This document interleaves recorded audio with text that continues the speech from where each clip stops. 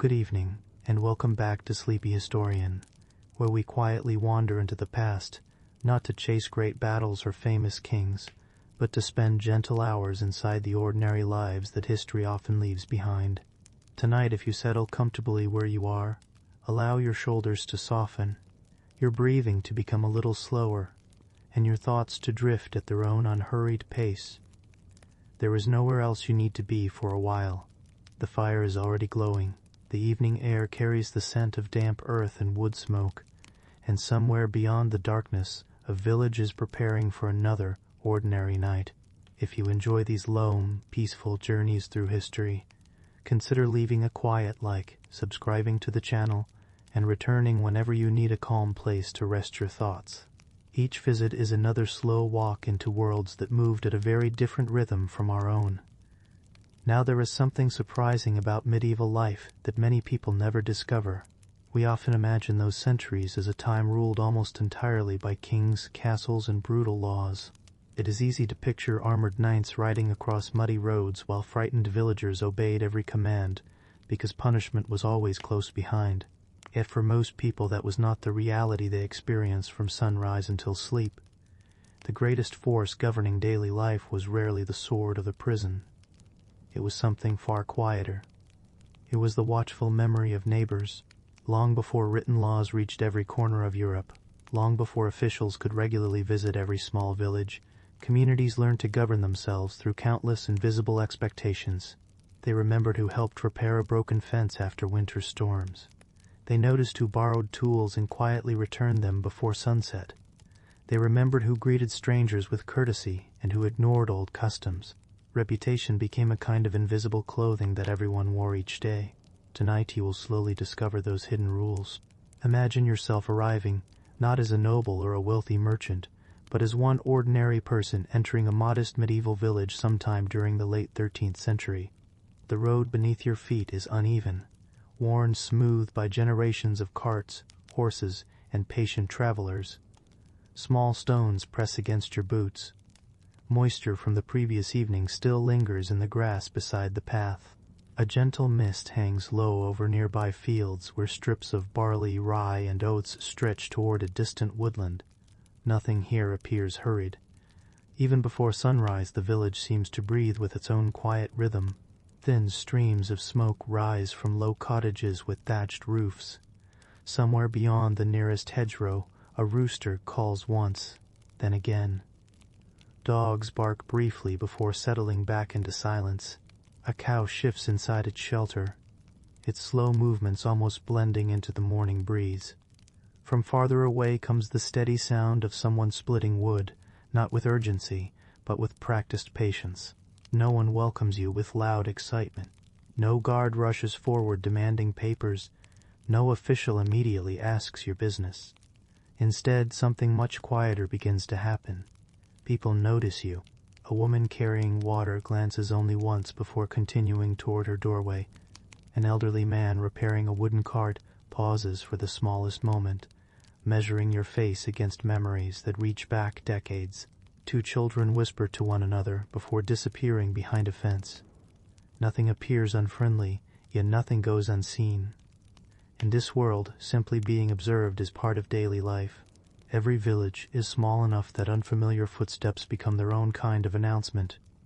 You may think that your words will introduce you. Instead, your actions will. Whether you wait patiently or interrupt another's work, whether you remove your cap before greeting an elder, whether you thank someone who offers directions, whether you speak too loudly near the churchyard or leave a gate standing open behind you, these details, almost invisible in the modern world, quietly gather together until they form your reputation. No single mistake defines you. Neither does one generous act. Instead, medieval communities often judged people the same way. A stream slowly smooths a stone, not through one dramatic moment, but through countless ordinary encounters repeated over many seasons. As the morning grows brighter, more villagers appear. Some carry baskets woven from willow branches. Others guide sleepy oxen toward open fields where another day of work will begin exactly as yesterday ended. A young apprentice hurries after his master while trying not to spill the small wooden box of tools balanced against his chest. Near the village well, conversation begins softly, almost blending with birdsong. Listen carefully. Very little of what they discuss concerns distant kings or famous wars. Instead, they speak about weather, about someone's recovering mother, about whether enough grain remains until harvest, about a missing chicken, about repairing the footbridge before heavier rains arrive. History books often celebrate extraordinary events, but ordinary people spent most of their lives thinking about ordinary things. Those ordinary things created extraordinary stability. You begin walking farther into the village. The cottages stand close enough that neighbors hear each other's daily routines without trying. Doors remain open while families prepare breakfast. Bread bakes slowly inside communal ovens. Someone laughs briefly before returning to work. An old woman sweeps yesterday's dust from her doorstep, not because visitors are expected, but because cleanliness itself reflects quiet dignity. No written law commands her to sweep. She simply does. Everyone else does as well. These customs are rarely questioned because they have become as familiar as breathing. You soon realize something else. Freedom exists here, but not in the way you might expect. People make choices every day.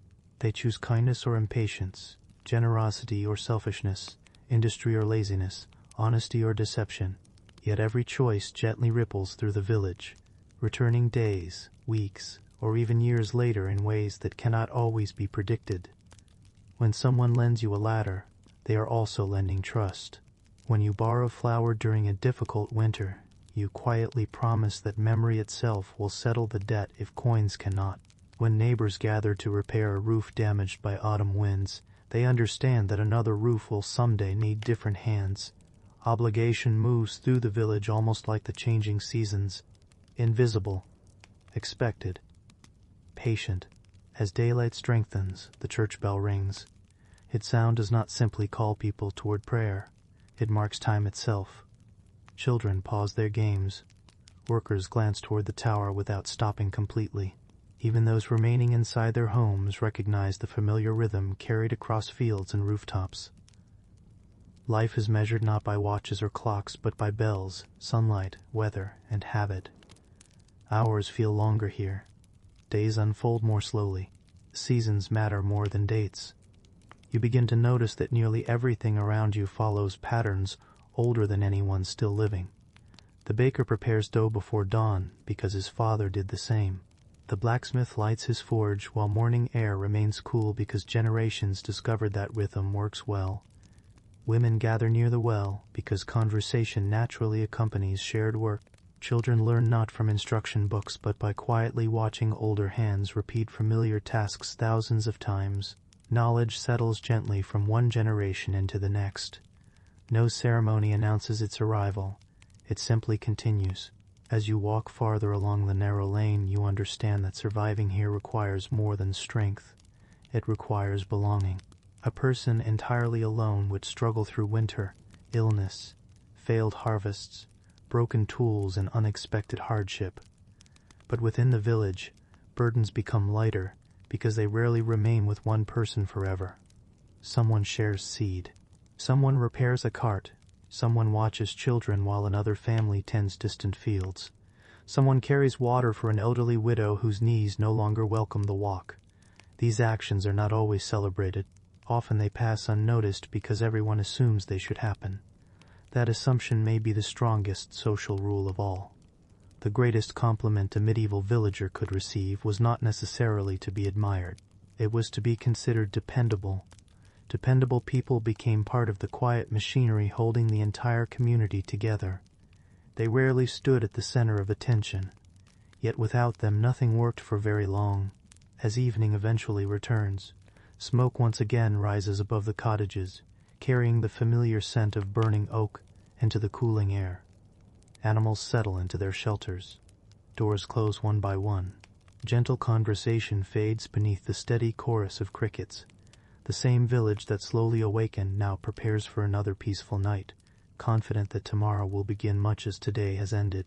And over the course of our journey together, you will discover that these ordinary days, repeated across generations, shaped medieval society far more deeply than castles, crowns, or battles ever could.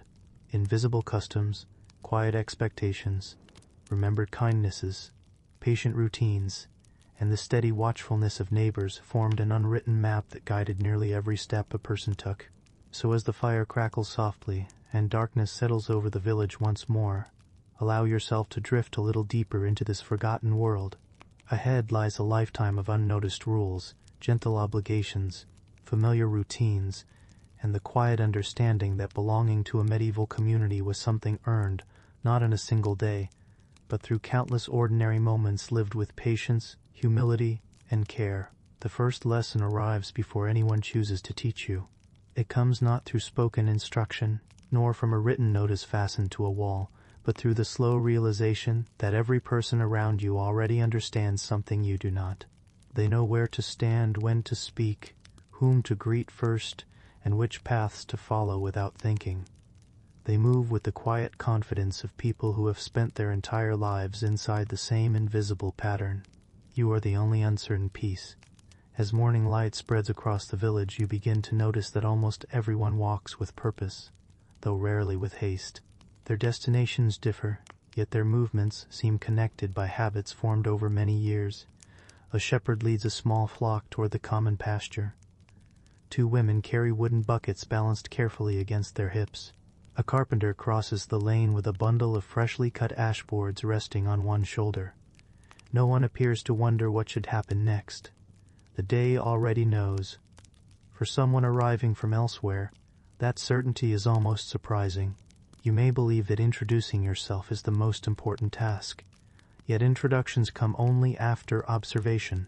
Before your name becomes familiar, your behavior quietly begins writing its own story. You pause beside the village well. Several people are already gathered there, drawing water while exchanging the sort of conversations that require no great excitement. One speaks about a fence damaged during the previous night's wind. Another mentions that the mill wheel turned more slowly yesterday. Someone asks whether the baker still expects enough flour before week's end. None of these subjects seem remarkable. Yet each conversation quietly reveals something larger. Everyone depends upon everyone else. A damaged fence might allow animals to wander. A slower mill delays bread. Poor bread affects every household. Nothing exists entirely alone. You wait patiently until another bucket is lifted clear before stepping closer. No one thanks you for waiting. No one praises your manners. Still, an elderly woman offers the smallest nod before continuing her work. The gesture lasts barely a moment. Yet in this village, such moments matter. Courtesy is rarely rewarded with applause because it is already expected.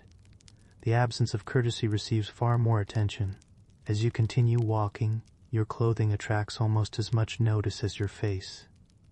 In the modern world, clothing often expresses personal preference. Here, it speaks another language entirely. The roughness of wool, the quality of leather, the condition of your boots, whether your cloak has been carefully mended, whether your sleeves are practical for labor or too fine for field work. Each detail quietly suggests where you belong within society. No single garment determines your worth, yet together they create assumptions before you ever speak. A prosperous merchant wears different fabrics than a plowman. A priest dresses differently from a blacksmith. An apprentice often carries signs of his trade before his hands have fully learned it. Children wear simpler versions of their parents' clothing, already preparing for adult responsibilities they will gradually inherit. Fashion changes slowly. Function matters more than decoration. The village itself seems arranged according to similar understandings. Near the center stands the church. Its stone walls rise above the surrounding cottages, visible from nearly every direction. The building serves not only as a place of worship but also as a familiar landmark, a gathering place, and a quiet reminder that everyone shares certain obligations. Nearby stands the manor house, larger than the surrounding homes but not impossibly grand. Its presence is constant without needing to dominate every conversation. Farther away lie workshops where the blacksmith shapes iron, the carpenter smooths rough timber, and the cooper patiently bends wooden staves into sturdy barrels. Then come the cottages of farming families, standing close enough that voices sometimes drift between open windows during warm evenings. Nothing feels random. Everything has settled into place through generations of habit. You begin to understand another quiet truth. People know one another astonishingly well, not simply by name, by memory. The old man repairing a wheel remembers your father's generation, if your family once lived nearby. The baker remembers whose grandmother survived the terrible winter decades earlier. Children recognize which houses always offer kind words and which prefer silence. Memory stretches farther than written records. Reputation often survives longer than the people who first earned it. Imagine borrowing a shovel today. If you return it promptly, clean and undamaged, almost no one comments. If you forget, however, someone notices. Perhaps not immediately. Perhaps not aloud. But memory quietly stores the event. Months later, another neighbor considers lending you a tool. Without realizing it, both of you are influenced by that earlier moment. The village remembers, not perfectly, not cruelly, simply persistently. As the hours pass, you encounter the reeve, the man responsible for overseeing many practical matters on behalf of the local lord. He does not wear a shining crown. His clothing appears practical, suitable for walking muddy fields and settling ordinary disagreements. People greet him respectfully, though without fear. His authority rests as much upon trust as official duty. He knows which boundaries separate neighboring strips of farmland. He remembers agreements made several seasons ago. He understands which families may quietly need assistance after a poor harvest. Leadership here often depends less upon commanding others than upon remembering details everyone else might forget. Near the forge, rhythmic hammer blows echo through the air. The blacksmith works steadily, neither rushing nor lingering. Villagers arrive carrying broken horseshoes, bent hinges, cracked plowshares, and worn iron tools. Most wait their turn without complaint. Everyone understands that another person's need today may become their own tomorrow. Patience is not merely polite, it is practical. Farther along the lane, several children chase one another between cottages. Even their play reflects the community around them. Older children naturally guide younger ones away from deep puddles or passing carts. They imitate adult responsibilities without fully realizing it. A little girl carefully rocks a cloth-wrapped bundle as though caring for an infant. Two boys pretend to repair a tiny wooden fence built from fallen branches. Games quietly become lessons. Responsibility begins long before adulthood. Watching them, you realize that very little formal instruction is needed. Children learn because every ordinary day becomes a demonstration, morning after morning, season after season, year after year. Adults rarely announce important lessons. Instead, they live them repeatedly until younger eyes absorb them, almost without effort. By midday, sunlight warms the village green. Several travelers pass along the nearby road, but continue onward without stopping. The villagers notice them. They always notice strangers. Yet curiosity remains restrained. A traveler may carry news. He may also bring unfamiliar customs. Until more is known, observation comes before judgment. This careful balance protects the community without closing it entirely. You begin speaking with a farmer resting beneath the shade of an old oak tree. His hands bear the marks of many seasons spent working heavy soil. His voice remains calm, unhurried. He tells you little about himself. Instead, he speaks of the land, when to sow, when frost usually arrives, which fields remain damp longest after rain, which hedges shelter nesting birds every spring. To him, these things are as important as family history, perhaps more so. His knowledge belongs to the village itself. Should he disappear tomorrow, others would remember much of it. Knowledge lives inside many people at once. No single person carries everything. The afternoon passes almost unnoticed. Carts creak along familiar tracks. Chickens wander freely between gardens. A dog sleeps beneath a wagon until distant footsteps briefly lift one ear. Some women spin wool while exchanging quiet conversation. Others mend clothing already repaired several times before. Nothing is wasted lightly. Objects earn long lives through careful hands. As the sun begins its slow descent, golden light stretches across the fields. Workers return from scattered strips of farmland. No trumpet announces the end of labor. Bodies simply understand when enough has been done for one day. Evening approaches with remarkable gentleness. Smoke rises once again from low chimneys. The comforting smell of fresh bread drifts through cooling air. Doors remain open a little longer while neighbors exchange final words before darkness settles. You realize that although no one formally welcomed you into this community, something else has quietly begun. People have watched. They have noticed your patience, your willingness to wait, your careful greetings, your respect for routines you barely understand. Acceptance has not yet arrived, neither has rejection. Both require time, and in a medieval village, time is the measure by which nearly everything important is judged. By the time another morning arrives, you have begun to understand that a medieval household is more than a place where people sleep. It is a small world with its own quiet order, its own expectations, and its own rhythm that rarely changes without reason. Every family follows familiar routines, not because someone stands over them giving commands, but because countless generations have already discovered what allows a household to survive another season. As dawn slowly brightens the eastern sky, the first sounds come not from conversation, but from movement. A wooden latch is lifted. Someone gently stirs embers that have slept beneath ash through the night. A clay pot is carried toward the fire. A child rubs tired eyes before wrapping a woolen blanket around small shoulders. The day begins almost silently. You step inside one of the cottages and pause for a moment while your eyes adjust to the dim light. Smoke rises toward the opening in the roof, carrying the familiar scent of oak and peat. The room is simple. A heavy wooden table stands near the hearth. Rough benches line the walls. Shelves hold clay bowls, wooden spoons, carefully folded cloth, and a few treasured possessions collected over many years. Nothing inside appears unnecessary. Every object has earned its place. A cracked bowl has been repaired instead of discarded. A stool bears the smooth marks left by generations of hands.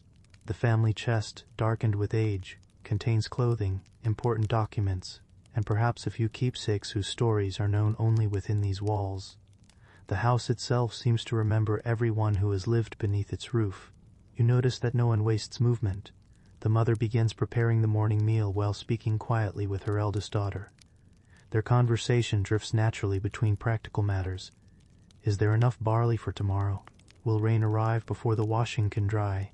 Did the hens lay well yesterday? The questions are ordinary. Their importance is not. Small decisions made before sunrise often shape the entire day. Nearby, the father checks a worn leather harness before leading the ox toward the fields. He examines each buckle with practiced attention, knowing that a broken strap during plowing could cost valuable hours. No speech announces responsibility. Responsibility is already understood. Children move through the cottage with surprising purpose. Even the youngest carries small tasks suited to growing hands. One gathers kindling from the woodpile. Another fills a bucket at the nearby well. An older brother carefully feeds the chickens before eating his own breakfast. No one speaks of fairness. The work belongs to everyone. As you watch, it becomes clear that childhood in the village differs greatly from modern expectations. There is laughter, certainly. There are games, songs, and moments of playful imagination. Yet children gradually enter the world of adults long before reaching full height. They learn by watching. They imitate without instruction. A little boy carefully copies the way his grandfather sharpens a knife, though he is given only a smooth piece of wood instead of steel. A young girl folds cloth exactly as her mother does, taking pride when the corners nearly match. Mistakes are corrected gently but repeatedly. Skill grows through quiet repetition. Inside the household, age commands respect, though not always through strict authority. An elderly grandmother sits near the warmth of the fire, her hands slower than they once were, but still busy repairing worn garments. From time to time, someone asks her advice. Will the weather change soon? Which herbs help a lingering cough? How did they preserve apples during the hard winter many years ago? Her memory has become one of the household's most valuable possessions. Knowledge gathered over decades cannot be replaced quickly. The younger members listen because they know experience often speaks softly. Meals themselves follow their own customs. Breakfast remains simple: coarse bread, pottage warm from the previous evening, perhaps a little cheese if supplies allow, sometimes onions, sometimes dried beans. Rarely does anyone complain about eating the same foods day after day. The changing seasons decide the menu far more often than personal preference. Spring offers different gifts than autumn. Winter asks for patience. Summer rewards careful preparation. You soon discover another quiet rule: no one begins eating before everyone who should be present has gathered. The pause lasts only a moment. Still, it reminds everyone that meals belong to the household rather than the individual. Even simple bread tastes different when shared. Conversation during meals rarely wanders toward distant dreams.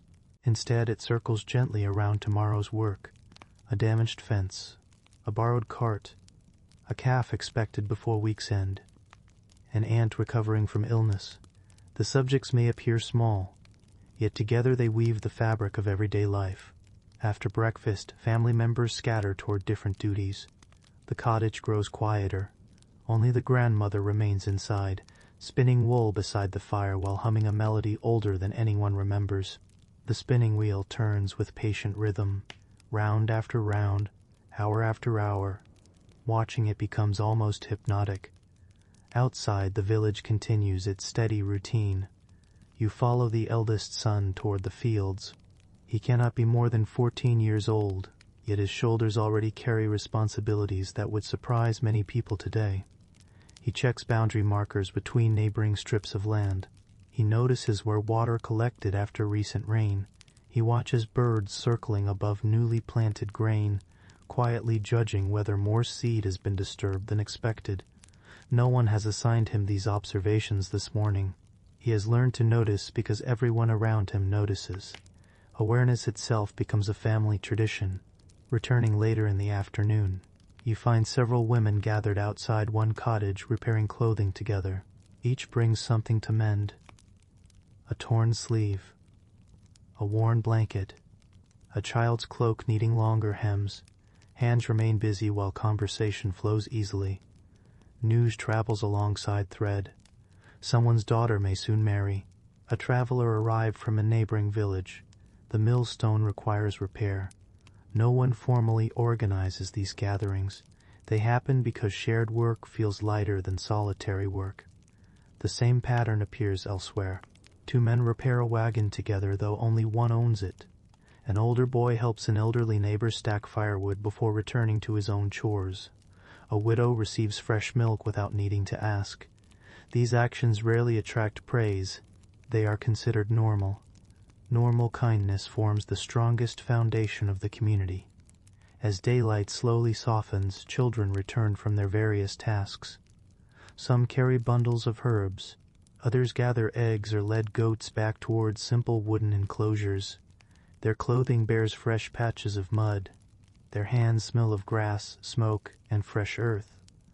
No one worries greatly about clean boots. Useful boots matter more. Inside the cottage, preparations for the evening meal begin long before sunset. A pot hangs above the fire. Steam rises gently. The smell of onions, barley, and herbs gradually fills the room. Bread rests beneath linen cloth while everyone finishes the last tasks of the day. You notice something remarkable. No one appears lonely. People may spend hours working separately, yet their lives constantly overlap. Voices drift through open doors. Footsteps pass familiar windows. Neighbors borrow tools without elaborate ceremony. Children move freely between trusted households. Privacy exists, but community surrounds it on every side. As darkness approaches, candles are lit sparingly. Tallow is precious. Firelight becomes the center of evening life. Family members gather close together, while someone quietly repairs a fishing net. Another sharpens wooden pegs. The grandmother begins telling a familiar story, one repeated many times before. No one interrupts to say they already know the ending. The story itself matters less than hearing it again. Repetition brings comfort. Outside, wind brushes gently across the thatched roof. Some are nearby, An owl calls once from the edge of the woodland. The day's work has ended, but tomorrow's has already begun in everyone's thoughts. Before sleeping, simple prayers are spoken, not hurried, not theatrical. Just familiar words carried through generations. Blankets are arranged across straw mattresses. Several family members share the same sleeping space, separated more by habit than by walls. The cottage gradually grows quiet. Only the fire continues its soft crackling beneath the fading glow. Lying there, listening to slow breathing fill the room, you realize that the household is held together not by strict commands, but by countless ordinary acts of consideration. Each person rises because others depend upon them. Each person rests knowing someone else will tend the fire before dawn. No written law could force such cooperation every single day. It survives because every member understands that the family is strongest when no task belongs to only one pair of hands. And as sleep gently settles across the village once again, the invisible rules of home continue their patient work, preparing another ordinary morning that will begin almost exactly as this one has ended. Morning arrives once again with quiet certainty. Before the sun has fully climbed above the distant trees, people are already awake, not because they enjoy rising in the darkness, but because the land waits for no one. A field cannot be persuaded to delay the coming season. Rain does not pause while someone rests a little longer. Seeds cannot be planted tomorrow forever. The rhythm of the countryside is patient, but it is never still. Today you begin to understand perhaps the most important rule of medieval village life. Very little work belongs to one person alone. At first this may seem surprising. Every household has its own small garden, its own tools, its own animals, and its own responsibilities. Yet beneath those separate lives lies another layer of cooperation so complete that it is almost invisible to those who have always lived within it. The village survives together. You leave the cottage shortly after sunrise and walk toward the open fields. A cool breeze carries the smell of damp soil across the valley. Dew clings to every blade of grass, sparkling briefly before the growing warmth of the day slowly draws it away. In the distance, several oxen move at an unhurried pace, pulling wooden plows that cut neat lines through dark earth. No field is completely isolated. The land stretches outward in long, narrow strips divided among many families. Standing at the edge of one strip, you can see neighbors working only a few paces away on another. Although each family tends its own portion, everyone progresses through the seasons together. If one begins plowing, others soon follow. If sowing starts, nearby hands are often busy with the same task. The fields themselves encourage cooperation. You notice that the oxen are not owned by every household. Some families possess only one animal. Others have none at all. Instead of allowing valuable land to remain untouched, neighbors frequently share teams of animals according to long-established agreements. Today your field may wait while another is plowed. Tomorrow those same oxen will return to yours. No written contract changes hands. Memory keeps the arrangement alive. Trust strengthens it. You help guide one of the animals as the plow moves slowly forward. The work demands patience more than speed. Every furrow should remain straight. Stones must be lifted aside before they damage the wooden blade. Thick roots require steady pressure rather than sudden force. Hour after hour the work changes very little. The sounds remain familiar. Leather creaks. Birds call from nearby hedgerows. The plow scrapes softly through damp earth. Someone coughs. Someone laughs quietly after an ox stubbornly refuses the easiest path. The ordinary rhythm becomes almost meditative. There is no need for constant conversation. Everyone understands the work. Occasionally someone pauses to wipe perspiration from a brow or stretch a stiff back. Another worker silently takes hold of the plow for a few moments, allowing tired muscles a brief rest. No one announces the exchange. It happens naturally, almost without discussion. Strength moves where it is needed. As the morning advances, women and older children arrive carrying baskets of seed. Their pace is careful, measured. Each handful is scattered with practiced movements learned through years of observation. Too much seed wastes precious grain. Too little leaves empty spaces where weeds may later grow. Watching their hands, you realize that skill often appears effortless only after countless repetitions. Nearby, several younger children gather loose stones into small piles. The task seems simple, yet it protects future harvests by clearing the soil for plowing. Even those too young for heavier labor contribute in ways suited to their abilities. Everyone belongs somewhere within the day's work. By midday, the sun stands higher overhead, and the village pauses briefly. Meals are modest: a piece of coarse bread, a wedge of cheese, perhaps dried apples saved from autumn, water drawn from a nearby stream. People sit beneath scattered trees or beside hedges where a little shade softens the growing warmth. Conversation remains gentle. No one speaks loudly across the fields. Voices drift with the breeze. Someone wonders whether rain might arrive before week's end. Another recalls a particularly difficult harvest many years ago, when early frost surprised nearly every village in the region. An older farmer quietly points toward clouds gathering far away, explaining how their shape often foretells changing weather. The younger workers listen carefully. Books are rare. Experience becomes the greatest teacher. Soon, everyone rises again. The afternoon begins much as the morning did. Steady, predictable, patient. As you continue working, your attention shifts toward the edges of the fields where thick hedgerows separate farmland from narrow paths. Birds dart among the branches, bees move patiently between wildflowers, rabbits occasionally disappear into tall grass at the first sign of approaching footsteps. Nature itself seems woven into the daily routine. Nothing feels hurried, yet every hour matters. Later, your path leads toward the village mill. Long before reaching it, you hear the steady turning of the great wooden wheel. Water flows beneath it with quiet determination, powering heavy millstones that grind grain into flour. Nearly every household depends upon this place. Without flour, bread cannot be baked. Without bread, winter becomes far more difficult. Several villagers wait patiently outside, each carrying sacks of grain harvested through months of careful labor. No one attempts to force an earlier turn. The order is understood. Waiting becomes another ordinary part of village life. The miller greets each visitor by name. He remembers whose grain arrived last week. He notices whose sacks seem unusually light after a poor growing season. His work requires honesty. A dishonest miller would soon lose something far more valuable than profit. He would lose trust, and trust, once broken, repairs slowly. Leaving the mill, you continue toward the communal oven. Its warmth reaches you before the building itself comes into view.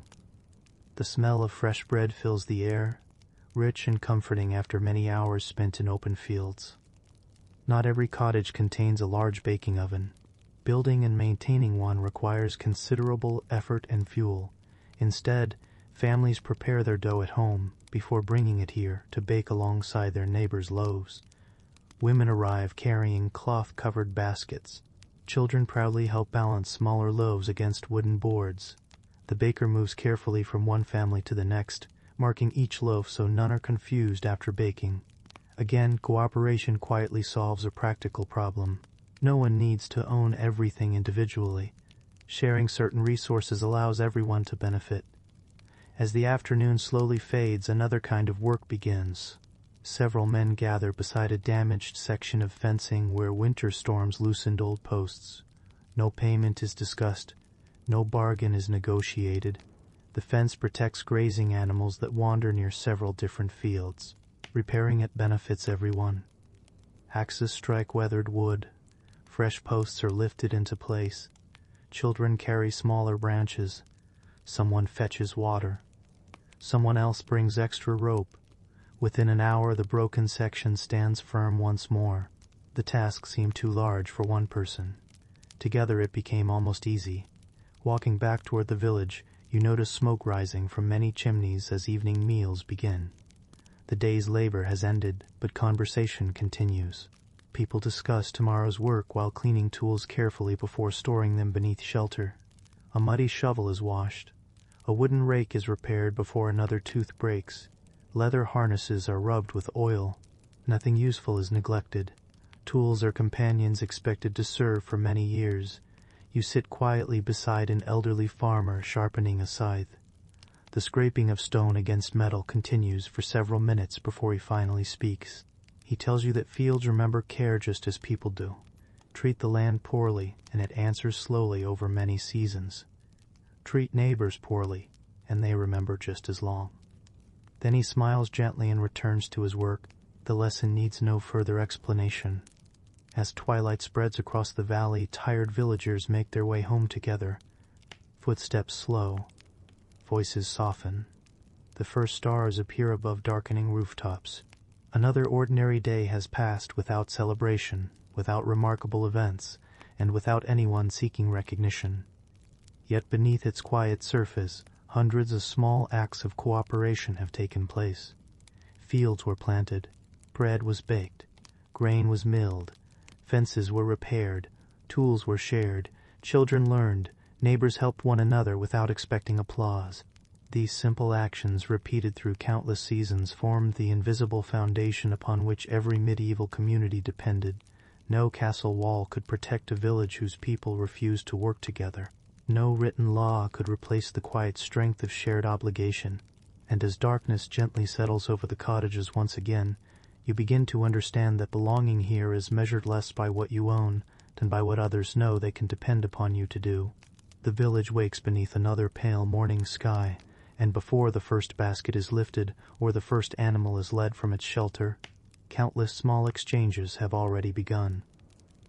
A nod across a narrow lane, a quiet greeting offered to someone drawing water, a hand raised in recognition from the doorway of a cottage.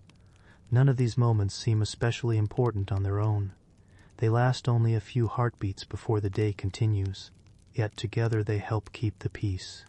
You slowly come to understand that manners in a medieval village are not simply about politeness. They are tools as useful as a plow, a hammer, or a spinning wheel. They smooth the rough edges of everyday life, preventing small annoyances from becoming lasting quarrels. In a place where the same people meet every day for years, sometimes for an entire lifetime, even the smallest habits carry surprising weight. You leave your cottage shortly after sunrise, passing an elderly neighbor sweeping loose straw from the path before her doorway. She pauses, you pause as well. A simple greeting passes between you. Nothing elaborate, no lengthy conversation. Only a few familiar words, spoken with warmth and respect. She smiles gently before returning to her work. The exchange takes only moments, yet it quietly acknowledges something important. You have seen one another. You recognize one another. You belong to the same community. Throughout the village, these greetings repeat again and again. The blacksmith nods toward the cooper, carrying freshly shaped barrel hoops. Children wave to the shepherd leading sheep toward the common pasture. Women carrying baskets exchange brief wishes for a good morning before continuing toward the well. The words themselves are almost secondary. The habit matters more. Ignoring someone without reason could easily be noticed, not because villagers demand constant friendliness, but because unusual behavior naturally invites quiet curiosity. People wonder whether illness has arrived, whether grief weighs heavily, whether disagreement has begun. Ordinary kindness helps prevent unnecessary worry. As you continue walking, you notice another custom that appears almost instinctive. When two people approach one another along a narrow path, each adjusts slightly, making room without either needing to ask. No one pushes ahead, no one insists upon being first. The movement is so practiced that it happens almost unconsciously. Courtesy often lives in gestures rather than words. Near the village well, several buckets already stand in line. No written sign marks the order. No official oversees the waiting. Each person simply remembers who arrived first. When another woman joins the group carrying an empty bucket, she quietly takes her place behind those already waiting. There is no complaint, no impatience. Time moves differently here. Waiting is not considered wasted if everyone waits together. You begin helping draw water from the deep stone well. The rope feels rough beneath your hands. The wooden bucket creaks softly as it disappears into the darkness below before returning, filled with cool, clear water. After filling your own container, you notice an elderly man approaching more slowly than the others. Without being asked, a younger laborer steps aside and offers him the next turn. The older man thanks him with little more than a grateful nod. No one applauds the gesture. It is simply what decent people are expected to do. The expectation itself holds the community together. Later that morning you visit the blacksmith's workshop carrying a small iron hook that is loosened from a wooden tool. Several villagers are already waiting. One holds a broken horseshoe. Another carries a bent cooking pot. A farmer has brought the cracked blade of a hoe. No one interrupts the blacksmith while he works. Questions wait until his hammer falls silent. Respect includes allowing another person to complete skilled work without unnecessary distraction. The steady ringing of iron against iron fills the workshop. Between each measured strike, sparks briefly illuminate the dim interior before fading almost immediately. The rhythm itself seems calming, predictable, patient. Outside, a young apprentice carefully sweeps scattered metal scraps from the doorway before anyone stumbles over them. His master never asks him to do it.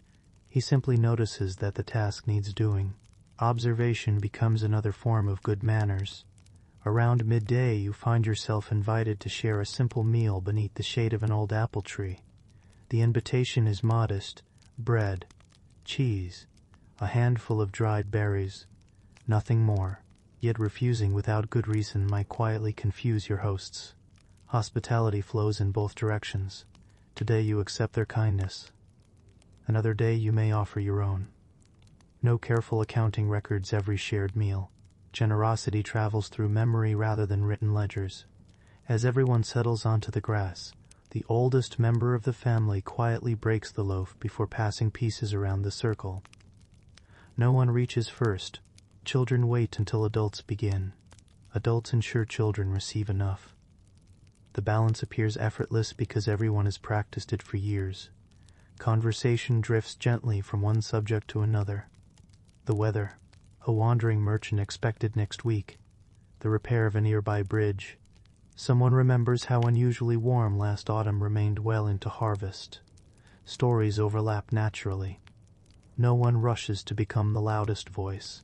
Listening is considered just as valuable as speaking. After the meal, a small misunderstanding briefly arises.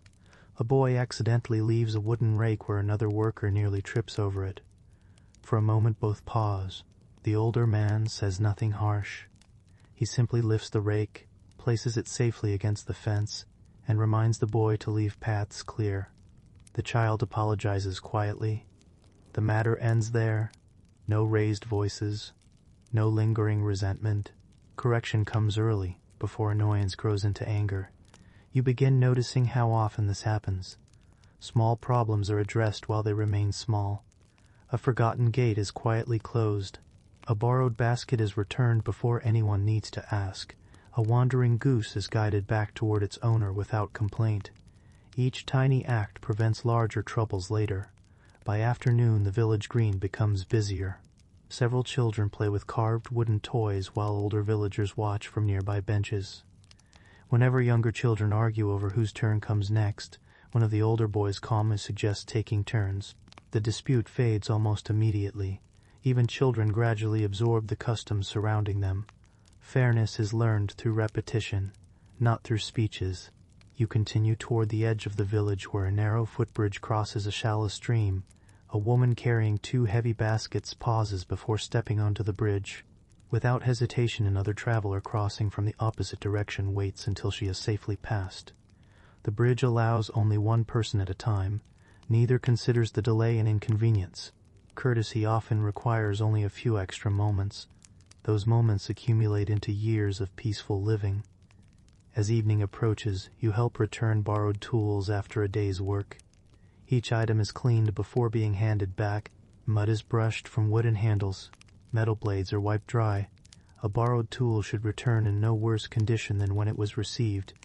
Sometimes it returns cleaner. Such care quietly says more than words ever could. The owner smiles with quiet satisfaction. He knows that lending again will not be difficult. Trust has been strengthened rather than weakened. Later, while walking home beneath the golden light of sunset, you notice smoke curling gently upward from nearly every chimney. The The familiar smell of baking bread mixes with damp earth and fresh-cut wood. Neighbors pause outside their homes to exchange final greetings before darkness settles. Some discuss tomorrow's weather. Others wish one another peaceful rest. Children are called inside one by one. Dogs curl beside warm doorways. The village gradually grows quieter. You realize that nothing extraordinary has happened today. No great celebration. No dramatic conflict. No famous event destined for history books. Instead, hundreds of ordinary choices have quietly shaped the day. People greeted one another, shared food, waited patiently, returned borrowed tools, offered small kindnesses, accepted gentle correction, listened more than they spoke. Each act required almost no effort on its own. Together, they formed an invisible network of trust, stronger than any stone wall surrounding the village. You begin to understand why visitors sometimes found medieval communities difficult to enter. The true barrier was not a gate or a fence. It was the slow accumulation of dependable behavior. Belonging could not be demanded. It had to be demonstrated through countless ordinary days, each one adding another small thread to the fabric of shared life.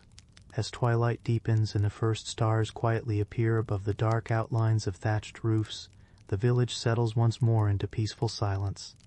Tomorrow will bring many of the same greetings, the same patient waiting, the same simple courtesies.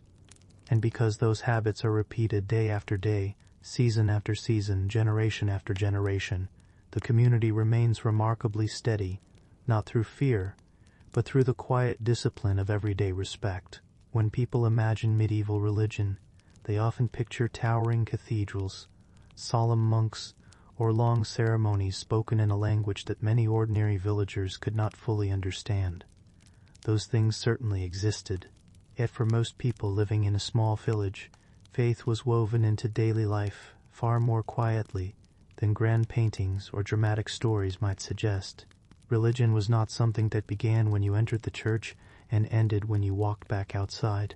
It gently shaped the hours before sunrise, the work done in the fields, the meals shared around the fire, the festivals that brightened the seasons, and even the way neighbors treated one another during ordinary afternoons.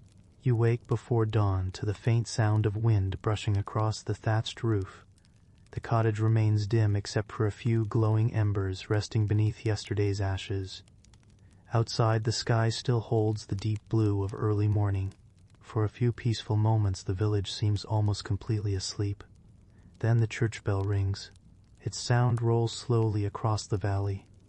One measured note, then another, not hurried, not demanding, simply steady. You notice that no one appears startled by it. Children continue pulling on their woolen stockings. An old farmer quietly finishes tying his boots. A woman gently stirs the morning porridge while listening to the familiar rhythm. The bell is less a command than a reminder. Another day has begun. In your own world, clocks divide the day into precise minutes. Here, time flows differently. The bells become landmarks in the passing hours. They remind everyone when morning has arrived, when midday rests for a short while, and when evening slowly gathers over the fields. Even those working far from the village listen for them. The sound reaches across open farmland, through scattered woodlands, and along muddy roads where travelers quietly continue their journeys. The bell belongs to everyone. As the sun rises higher, families begin walking toward the church. No one rushes. Children stay close beside their parents. Older villagers move at a slower pace, greeted warmly by nearly everyone they pass. The path itself has been walked so many times that it seems to remember countless generations of footsteps. Grass bends gently along its edges. Small stones have become smooth beneath centuries of boots. You follow the familiar procession. The church stands near the center of the village, built from weathered stone that has endured many winters. Moss grows between some of the older blocks. Wooden doors bear the marks of countless hands. Narrow windows allow only soft streams of light to enter the quiet interior. Stepping inside feels different from standing beneath the open sky. The air carries the scent of beeswax candles, old timber, cool stone, and faint traces of incense lingering from earlier services. Light filters through colored glass where it exists, painting gentle patches across the worn floor. No one speaks loudly. Even children seem to understand without explanation that softer voices belong here. You notice something else almost immediately. People do not choose their places at random. Families naturally gather where they have always gathered. Older villagers settle into familiar spots. Children remain beside parents. The arrangement is so well known that very little movement is needed once everyone enters. No written sign marks each place. Memory performs that task. The service begins. Many villagers know only portions of the spoken prayers, especially those offered in Latin, yet they understand the rhythm of the ceremony. They know when to stand, when to kneel, when to bow their heads, and when silence itself carries meaning. Participation grows to repetition, year after year, season after season. The familiar pattern becomes comforting. For younger children, these gatherings serve another purpose. They learn not only prayers but also patience, remaining still, listening quietly, observing adults. Even moments of restlessness become gentle lessons in belonging. Leaving the church later that morning, the village seems somehow different. Not because the buildings have changed, not because the fields look new. Instead, everyone has briefly gathered in one place before returning to separate tasks. The shared experience quietly renews the feeling that they belong to something larger than their individual households. Faith strengthens community as much as belief. As the week continues, you begin noticing smaller religious habits scattered throughout ordinary life. A farmer quietly removes his cap while passing the churchyard. A woman pauses briefly before beginning an especially difficult task. Parents teach children short prayers before sleep. Travelers crossing unfamiliar roads whisper words of protection before entering dense forests. These gestures require only moments, yet they appear so naturally that many villagers scarcely think about them. They are simply part of living. Soon another kind of day arrives. It is a feast day. Long before sunrise, the atmosphere feels slightly different. Work continues, but with less urgency. People wear their best clothing, carefully brushed and mended though often many years old. Children sense the change immediately. There will be familiar foods, friendly gatherings, music, and perhaps simple dancing before the day ends. The church bell rings with particular warmth, echoing across fields already touched by golden morning light. After the service, neighbors linger outside rather than hurrying home. Conversations last longer. Laughter comes more easily. Baskets appear carrying fresh bread, cheese, apples, smoked fish, and small cakes prepared especially for the occasion. The celebration belongs to everyone. Even families with fewer possessions usually find some way to contribute. A loaf of bread, a basket of onions, fresh herbs, a little honey. No offering is considered too small. Sharing matters more than abundance. You notice an elderly widow seated quietly beneath a tree. Without drawing attention, several neighbors bring small portions of food to her. One offers bread, another a little cheese. A child proudly carries an apple from his family's basket. No announcement accompanies these gifts. Charity works best when it preserves dignity. The widow smiles softly, thanking each visitor with gentle sincerity. No one expects repayment. They simply understand that someday another person may need similar kindness. As summer gradually turns toward autumn, different feast days arrive, each carrying familiar customs. Then come the fasting days. Meals become simpler. Tables hold less food. People speak of moderation rather than celebration. The changing rhythm reminds everyone that abundance and restraint both have their proper seasons. Life itself moves in cycles. So does faith. The church calendar quietly shapes the year just as surely as planting and harvest. Spring brings hope. Summer asks for steady labor. Autumn offers gratitude. Winter encourages reflection.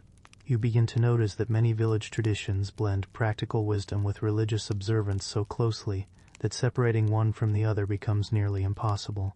Harvest festivals thank God for successful crops while also strengthening friendships before winter arrives. Processions through nearby fields express both devotion and hope for healthy harvests.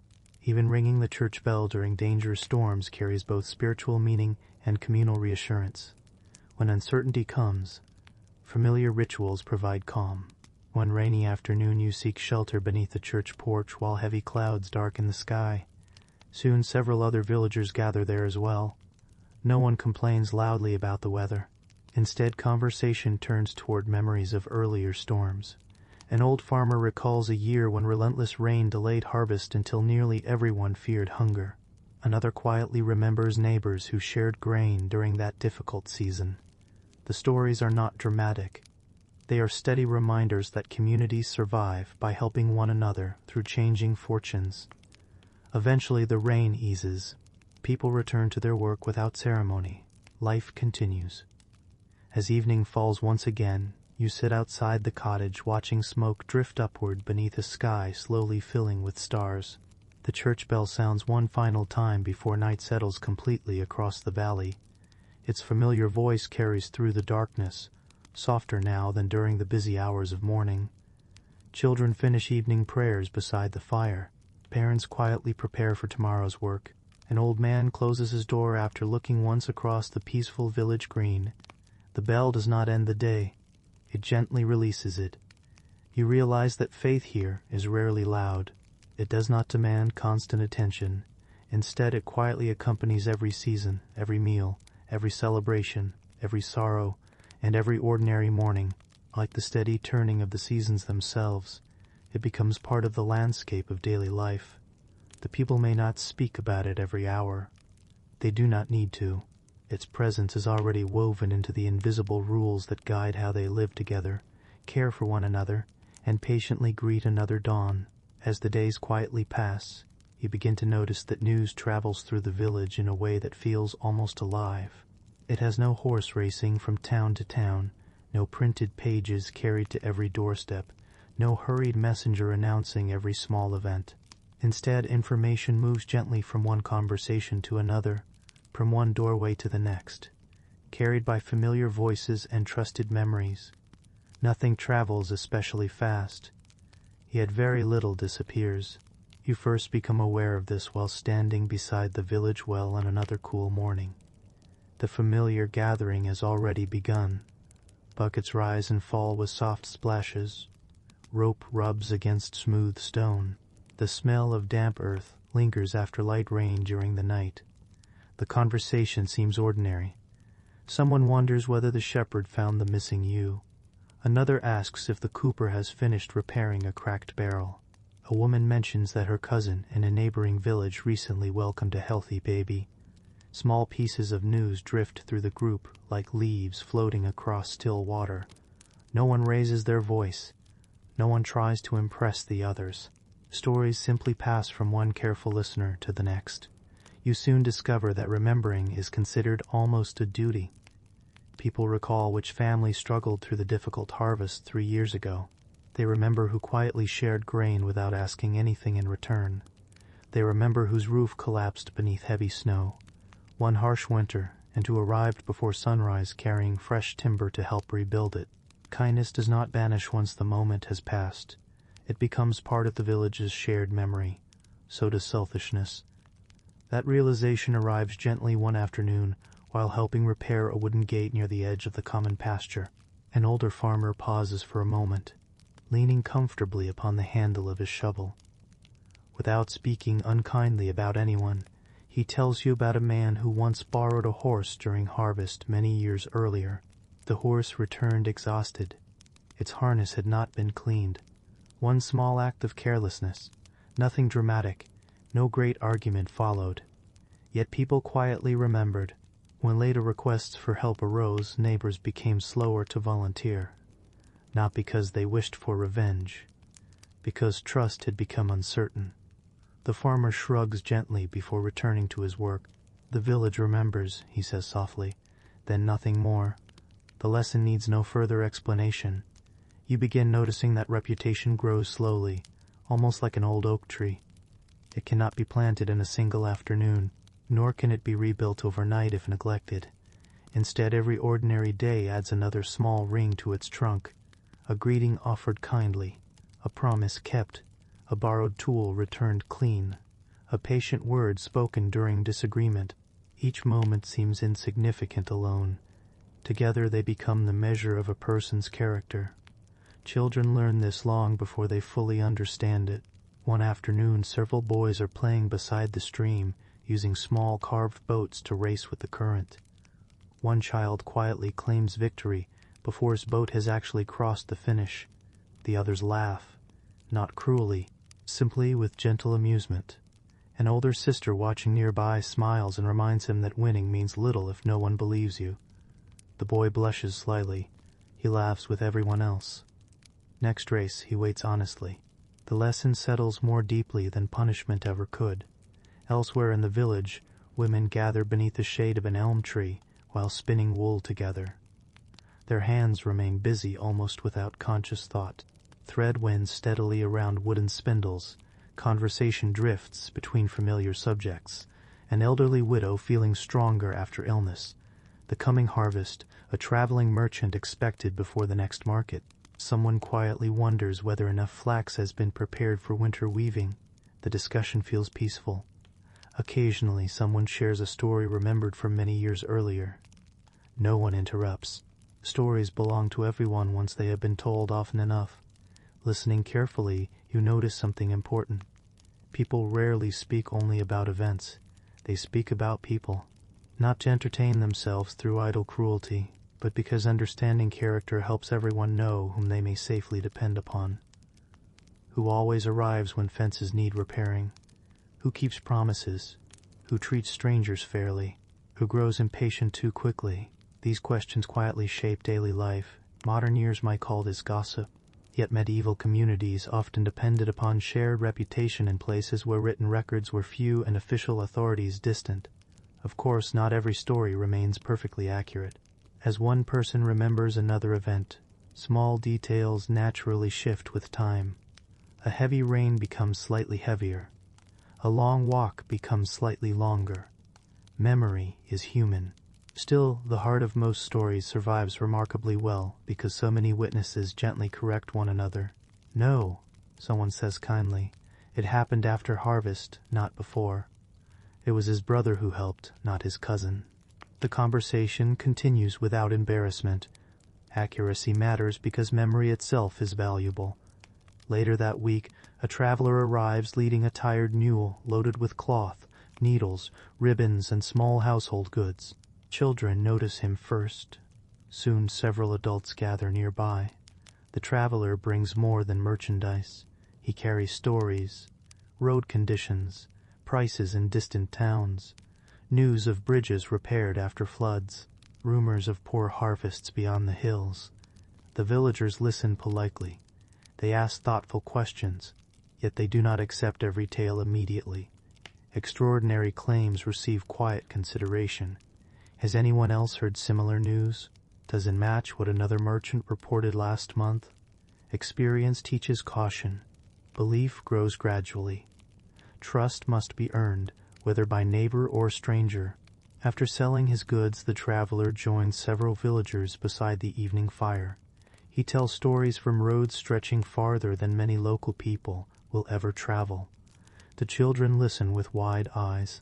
Older villagers smile gently, enjoying the stories while quietly measuring them against what they already know.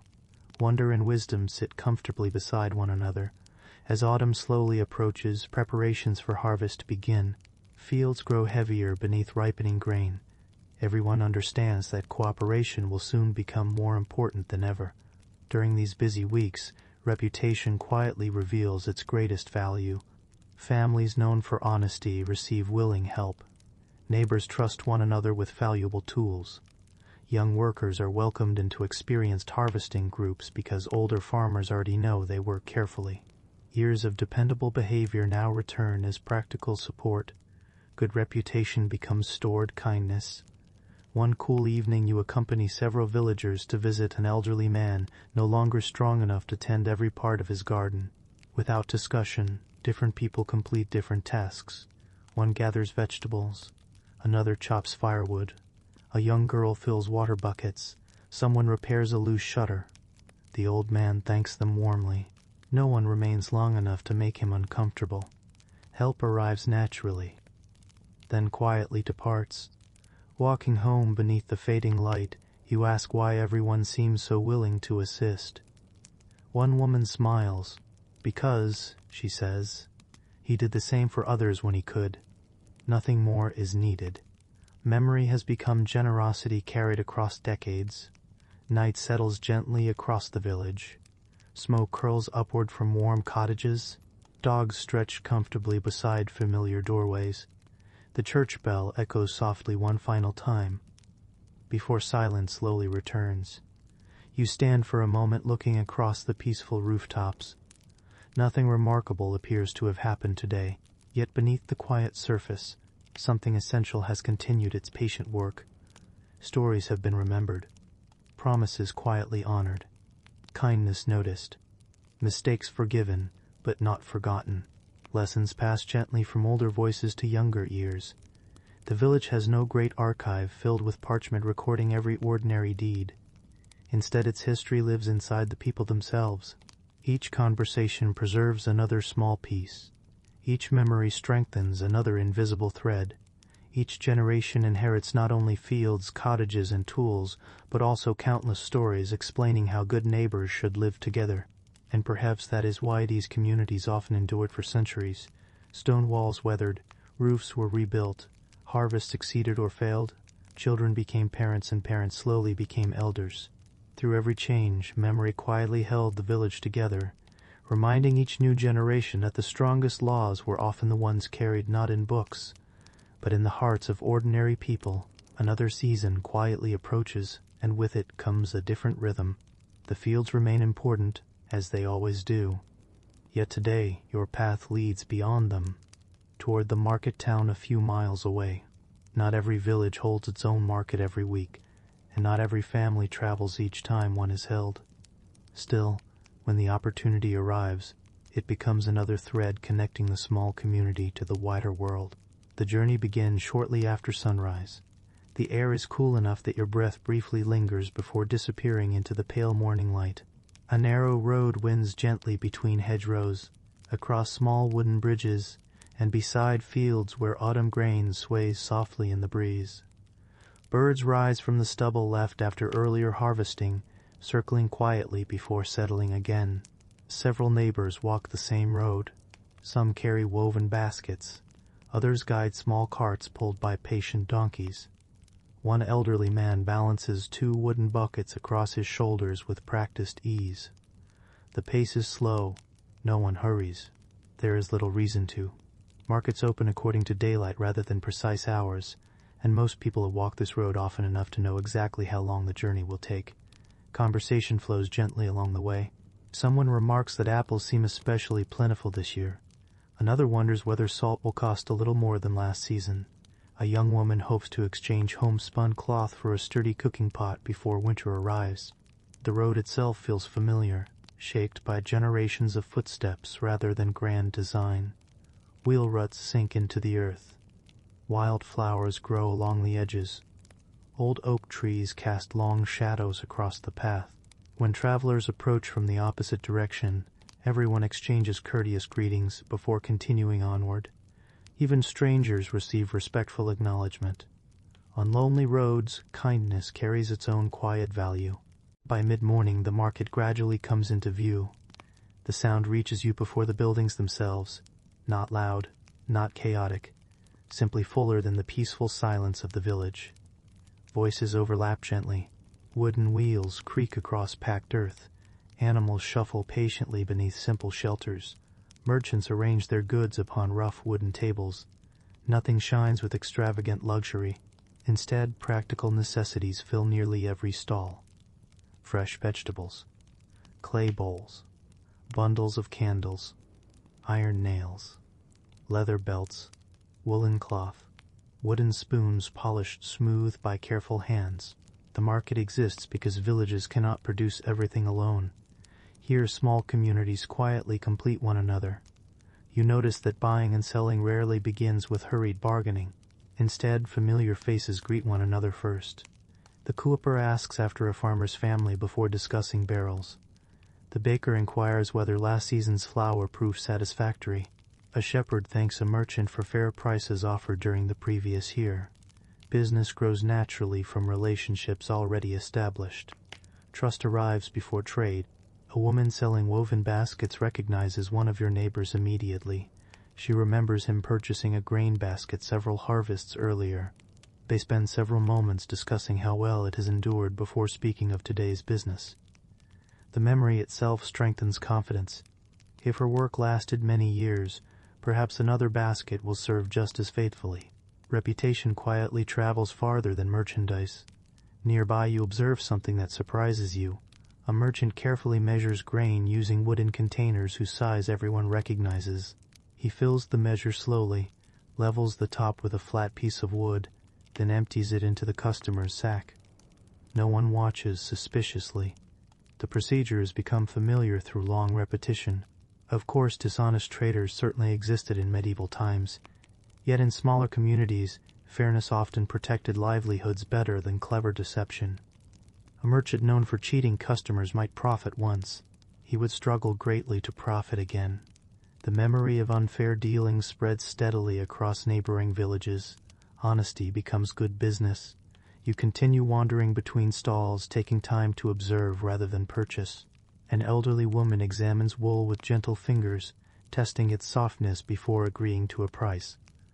A blacksmith carefully studies several iron knives, weighing each one in his hand before selecting the strongest. Children admire bright ribbons and carved wooden toys, while parents quietly remind them that necessities come before luxuries. The lessons of household economy follow families wherever they travel. Not every exchange involves coins. In fact, many do not. One farmer offers a sack of onions in return for a length of sturdy rope. Another trades smoked fish for beeswax candles. A potter accepts fresh eggs as partial payment for new bowls. Value depends not only upon money, but also upon usefulness.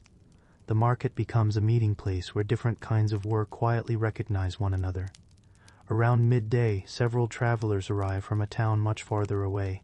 Their clothing differs slightly. Their accents sound unfamiliar. Children stare with open curiosity before parents gently encourage polite manners. The newcomers smile warmly. One merchant unloads brightly dyed cloth unlike anything woven in nearby villages. Another carries small packets of spices whose fragrances seem almost mysterious. Cinnamon, cloves, perhaps a little pepper. Most families will purchase none of these. They remain expensive luxuries. Still, simply seeing them reminds everyone that the world stretches far beyond familiar fields. The market quietly expands imagination. You pause beside a beekeeper arranging jars of golden honey upon a sturdy table. He speaks calmly about the summer flowers visited by his bees and how weather affected this year's harvest. Customers listen carefully. Knowledge accompanies every sale. People prefer understanding what they purchase. The beekeeper's honesty encourages confidence. He explains both the finest jars and those containing darker honey gathered later in the season. Nothing is hidden. Trust grows stronger. Nearby, an elderly cobbler repairs worn boots while customers wait patiently. He does not urge anyone to replace footwear unnecessarily. Instead, he examines each pair with experienced eyes. Some require only new stitching. Others need fresh leather soles.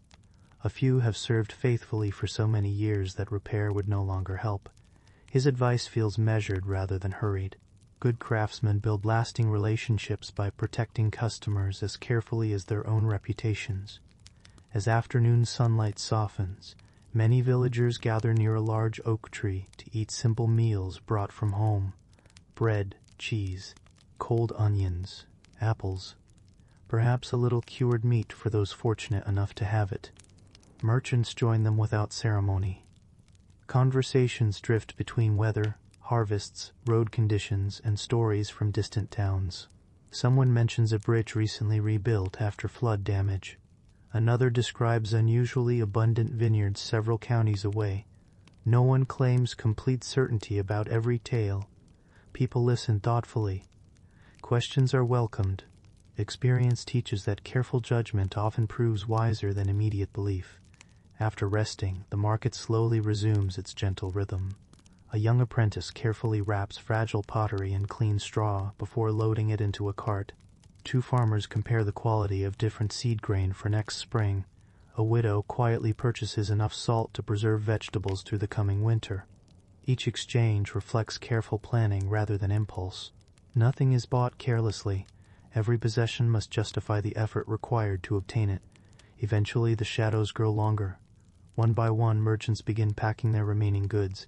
Wooden crates are closed, canvas coverings tied securely, animals harnessed for the journey home. The market fades gradually rather than ending suddenly. People offer farewells much as they greeted one another that morning. With familiarity, with respect, with the quiet expectation that many of these same faces will meet again when another market day arrives. Walking home beside your neighbors, the road feels peaceful once more. Baskets are heavier now. Some carry fresh tools. Others bring cloth, salt, or carefully wrapped pottery. Yet perhaps the most valuable things traveling back toward the village cannot be seen at all. New ideas, reliable information, renewed friendships, strengthened trust. The market has never been only a place of buying and selling. It is where reputation quietly travels from one community to another, where honesty earns future opportunities, and where ordinary people discover that even beyond their own familiar village, the invisible rules of fairness, patience, and dependable conduct remain among the most valuable possessions anyone can carry. The market has quietly slipped back into memory, and once again the familiar rhythm of the village settles over the countryside. The fields, the cottages, the church bell, and the narrow lanes all return to their ordinary patterns. Yet as the weeks pass, another kind of anticipation begins to grow. It is not the anticipation of harvest alone, nor the arrival of winter. It is the quiet expectation of a celebration. In medieval life, celebrations were never interruptions to ordinary existence. They belonged to it. They marked the turning of the seasons, the joining of families, the completion of difficult work, and the shared hope that another year might bring enough food, enough health, and enough peace to continue together. Even joy followed familiar customs. You first notice the change in small ways. Women begin setting aside a little extra flour. Children gather flowers from hedgerows instead of merely running past them. The village carpenter spends several evenings repairing long wooden benches that have served many feasts before. The baker quietly orders additional grain from the mill. No announcement is needed. Everyone already knows why. A wedding approaches. The bride and groom have grown up only a few cottages apart. Their families have shared harvests, exchanged tools, attended the same church, and stood beside one another through difficult winters. Their marriage does more than unite two people. It gently strengthens the village itself. The days before the ceremony are filled with quiet preparation rather than excitement. A neighbor offers fresh herbs from her garden. Another lends several large cooking pots. An elderly woman carefully inspects a linen tablecloth that has been folded away for many years, smoothing each crease with patient hands. Nothing appears extravagant. Every contribution carries meaning because it has been freely given. As the wedding morning arrives, sunlight filters gently through thin clouds drifting across the sky. The village seems to wake with unusual brightness. Children put on freshly washed tunics. Adults wear their best cloaks, many carefully repaired countless times over the years. Leather shoes are brushed clean. Hair is combed with unusual care. Even the cottages seem somehow tidier, their doorways swept before the first guests begin walking toward the church. You join the steady stream of neighbors making their way along the familiar path. Conversation remains soft. People smile more easily today. There is no hurried procession. The celebration unfolds with the same patient rhythm that shapes every other part of village life. Inside the church, candles cast warm light across ancient stone walls. The bride stands quietly beside her family. The groom waits calmly nearby. Neither appears overwhelmed. Instead, they seem deeply aware that everyone present has watched them grow from childhood into adulthood. The promises spoken today belong not only to each other, but also to the wider community that will continue supporting them in the years ahead. When the ceremony ends, no one rushes home. the entire village gradually gathers in the open space near the church where long wooden tables have already been prepared. Fresh bread rests beneath clean linen cloths. Large pots of vegetable stew send gentle curls of steam into the cool air. Cheese, onions, roasted fowl, apples, and honey cakes appear one by one as families contribute what they can. No household provides everything. Together they provide enough. Children weave happily between the tables, though older brothers and sisters quietly remind them not to disturb those carrying heavy dishes. Laughter drifts across the green. An old shepherd smiles as toddlers chase one another around an ancient oak tree. Nearby, two grandmothers compare recipes they have both prepared for decades, each insisting with good humor that the other's version may actually be better. The conversations are ordinary. That is precisely what makes them comforting. Soon music begins. A fiddler draws slow melodies from weathered strings. A small pipe joins him. Someone taps a steady rhythm against the side of a wooden barrel. The music is lively without becoming overwhelming. Several couples step into the open space between the tables. Their dancing is graceful, familiar, and practiced through years of village gatherings. Children eagerly imitate the movements. Older villagers clap gently in time. Even those who do not dance seem content simply to watch. Celebration belongs to everyone. As afternoon stretches toward evening, stories begin to flow almost as freely as the music. One elderly man remembers attending the wedding of the bride's grandparents many decades earlier. A woman recalls carrying the groom as an infant when his mother needed help during harvest. The younger guests listen with quiet fascination. Memory transforms today's celebration into part of a much longer story. Every generation becomes another chapter rather than a beginning or an ending. You begin to notice another unwritten rule. No one allows any family to celebrate entirely alone. When extra firewood is needed for cooking, neighbors quietly fetch it. When serving bowls grow empty, someone refills them before anyone asks. A tired mother finds another woman gently rocking her sleepy child. The work of celebration is shared just as naturally as the work of planting or harvesting. Later in the year, another festival arrives. This one marks the successful completion of harvest. The atmosphere differs from the wedding. Less formal, more reflective. Months of labor now rest safely inside barns and storehouses. The fields, once green and heavy with grain, stand quietly beneath pale autumn skies. Stubble catches the golden light of late afternoon. The air carries the scent of straw, apples, and distant wood smoke. Villagers gather once more, not because custom requires endless feasting, but because gratitude feels stronger when shared. Large baskets overflow with newly harvested vegetables. Fresh loaves of bread fill long tables. Pies scented with apples and berries cool beneath linen cloths. A cooper taps a barrel, drawing cider for waiting cups. Children laugh while helping decorate the gathering place with colorful leaves gathered from nearby woods. No decoration costs money. Nature has already provided beauty. As twilight approaches, the conversations become quieter. Many speak not about abundance but about relief. Another winter now seems possible. The harvest has been safely gathered. The grain remains dry. The livestock appears healthy. Simple successes carry enormous importance. No one takes them for granted. Nearby, a group of young boys challenge one another to friendly games of throwing smooth stones toward a wooden marker. Older men watch with amused expressions, occasionally offering advice. Across the green, several girls braid one another's hair while exchanging whispered stories. No one seems concerned about constant entertainment. Being together is enough. As darkness slowly settles, torches are lit around the edge of the gathering. Their flames flicker gently in the evening breeze. The fiddler begins another tune, slower now than before. Several older couples rise quietly and dance with careful steps practiced over many years. Watching them, you realize that celebration itself changes with age. Children run.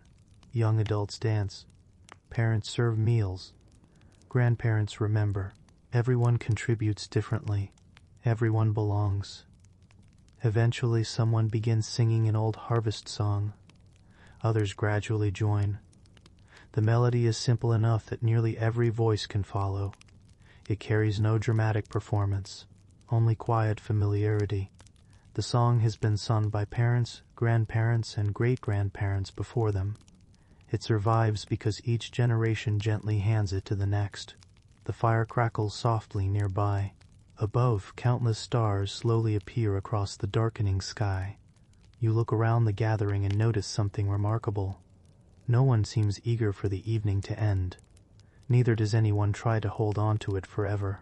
The celebration exists comfortably within its proper place. Tomorrow the fields will again require attention. Animals will need feeding. Bread must still be baked. Life will return to its ordinary rhythm. That certainty does not lessen today's happiness. Instead, it gives the celebration meaning. Joy feels precious because it grows naturally from shared labor, mutual trust, and familiar companionship.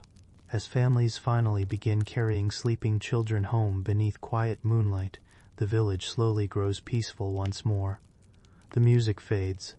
The fires burn lower. Benches are stacked neatly for future gatherings. Leftover food is carefully divided so that nothing useful is wasted. Even the end of celebration follows gentle custom. Walking back along the familiar lane, you understand that medieval festivals were never escapes from everyday life. They were reminders of why everyday life mattered. They renewed friendships, strengthened families, welcomed new beginnings, honored old memories, and quietly reminded every villager that the greatest celebrations were not built upon wealth or grandeur, but upon the steady companionship of people who had learned to live, work, and rejoice together through every changing season. As the seasons continue their steady turning, you begin to notice that disagreements still exist within the village. No community, no matter how patient or familiar, passes through the years without moments of tension. Animals stray where they should not. Boundaries become uncertain after heavy rain. A borrowed tool returns with a cracked handle. Words spoken in frustration linger longer than intended. Yet what surprises you is not that conflict appears. It is how quietly people try to end it. From a distance, many imagine medieval justice as something harsh and immediate, filled with severe punishments handed down without mercy. Such things certainly existed in certain places and at certain times. But within many ordinary villages, most disagreements were far smaller, and the first hope was often not punishment, but restoration. People wanted tomorrow to be peaceful. After all, they would still be neighbors. One cool autumn morning you are helping gather firewood along the edge of the woodland, when two farmers arrive carrying opposite opinions about a narrow strip of land. Neither raises his voice. Neither reaches for anger. Instead, they walk together toward the village, intending to ask others what they remember. The disagreement concerns only a few feet of earth. A boundary marker has disappeared after months of heavy rain. Did the old oak stump mark the edge? Or was it the larger stone now half buried beneath moss? No one seems completely certain. The answer matters because both families depend upon every strip of fertile soil. Yet everyone understands something even more important. The friendship between neighbors must survive after the question has been settled. By midday, several older villagers gather near the disputed field. They walk slowly around the area, studying the land with thoughtful expressions. One elderly woman points toward a line of hawthorn bushes planted many decades earlier. An old shepherd remembers driving sheep through the same field when he was still a boy. Another man quietly recalls helping replace an older boundary post after a violent winter storm nearly 30 years ago. No written map appears. Instead, memory becomes the guide. Each person offers only what they honestly remember. No one pretends certainty where none exists. The conversation continues calmly. Questions are asked. Different memories are compared. Gradually, a shared understanding begins to emerge. The missing marker is replaced. Both farmers nod in agreement. The matter ends with little ceremony. No one celebrates. No one feels defeated. Peace itself becomes the success. Walking away, you realize that truth here often belongs to many voices together, rather than one loud voice alone. Several days later, another disagreement unfolds in a very different way. A young apprentice accidentally damages a cooper's wooden barrel while helping unload supplies. The crack is not large. Still, the barrel can no longer hold water properly. The apprentice's face immediately reveals his distress. He apologizes before anyone asks. The cooper examines the damage carefully. For a few moments he says nothing. Then, instead of demanding immediate payment the boy could never afford, he proposes another solution. The apprentice will help repair barrels during the coming weeks until the value of the damaged one has been repaid through honest work. The young man agrees gratefully. The arrangement restores both the barrel and the relationship. Justice has repaired something greater than wood. It has preserved trust. You begin noticing similar moments throughout the village. Children who quarrel over simple games are encouraged to shake hands before returning to play. Neighbors exchanging sharp words during busy harvest days often apologize before sunset. Even disagreements within families rarely remain unspoken for long. Silence itself can become uncomfortable when everyone lives so closely together. Resolving conflict early prevents bitterness from taking root. One afternoon the village gathers for the manor court. To modern ears, the word court may suggest a grand stone building filled with judges wearing elaborate robes. This gathering feels entirely different. People meet beneath the shelter of a timber hall near the manor. Wooden benches line the room. Sunlight filters gently through narrow windows. The atmosphere remains serious but not frightening. The Lord himself is absent today. Instead, trusted local officials oversee the proceedings. The reeve is present. So is the village clerk, carefully preparing parchment and ink. Several respected elders sit nearby, listening quietly. Most cases concern ordinary matters: a fence left unrepaired, livestock wandering where they should not, a disagreement over the use of shared pasture, failure to complete an agreed day's labor. Nothing here resembles dramatic tales of famous trials. These are the quiet problems of ordinary life. The first case involves a farmer whose pigs entered another family's vegetable garden. The owner admits the animals escaped after part of the enclosure weakened during heavy rain. Several witnesses confirm seeing the broken fence. The discussion focuses less upon blame than upon practical solutions. How much damage occurred? Can neighbors help repair the fence before winter? Should vegetables be replaced from the farmer's remaining harvest? Everyone contributes thoughtfully. Eventually, an agreement satisfies both households. The fence will be strengthened. Replacement vegetables will be provided. Both families leave together. Their conversation has already turned toward tomorrow's weather. The disagreement is over. Another matter concerns a missing bundle of firewood. For several moments uncertainty hangs quietly in the room. No one wishes to accuse an innocent neighbor. Then an elderly widow gently remembers seeing two boys carrying similar bundles toward the wrong cottage several evenings earlier. The boys blush deeply. They had mistaken the pile in fading light. Embarrassed apologies quickly follow. The wood is returned. Laughter softens the room. What could have become suspicion instead becomes a lesson in careful observation. You notice that witnesses play an important role, not because they seek attention, because memory belongs to the community. One person's recollection may be incomplete. Several together often create a clearer picture. The process requires patience, listening, humility, qualities practiced long before anyone enters the meeting. As the afternoon continues, the clerk carefully records certain decisions upon parchment. His handwriting is steady and deliberate. Ink dries slowly in the cool autumn air. Yet you realize that many villagers will remember today's agreements long after the parchment itself begins to fade. Memory remains stronger than paper. Leaving the hall, people do not immediately scatter. Instead, many remain outside speaking quietly beneath the shade of old trees. The business of justice gradually becomes the ordinary business of friendship once more.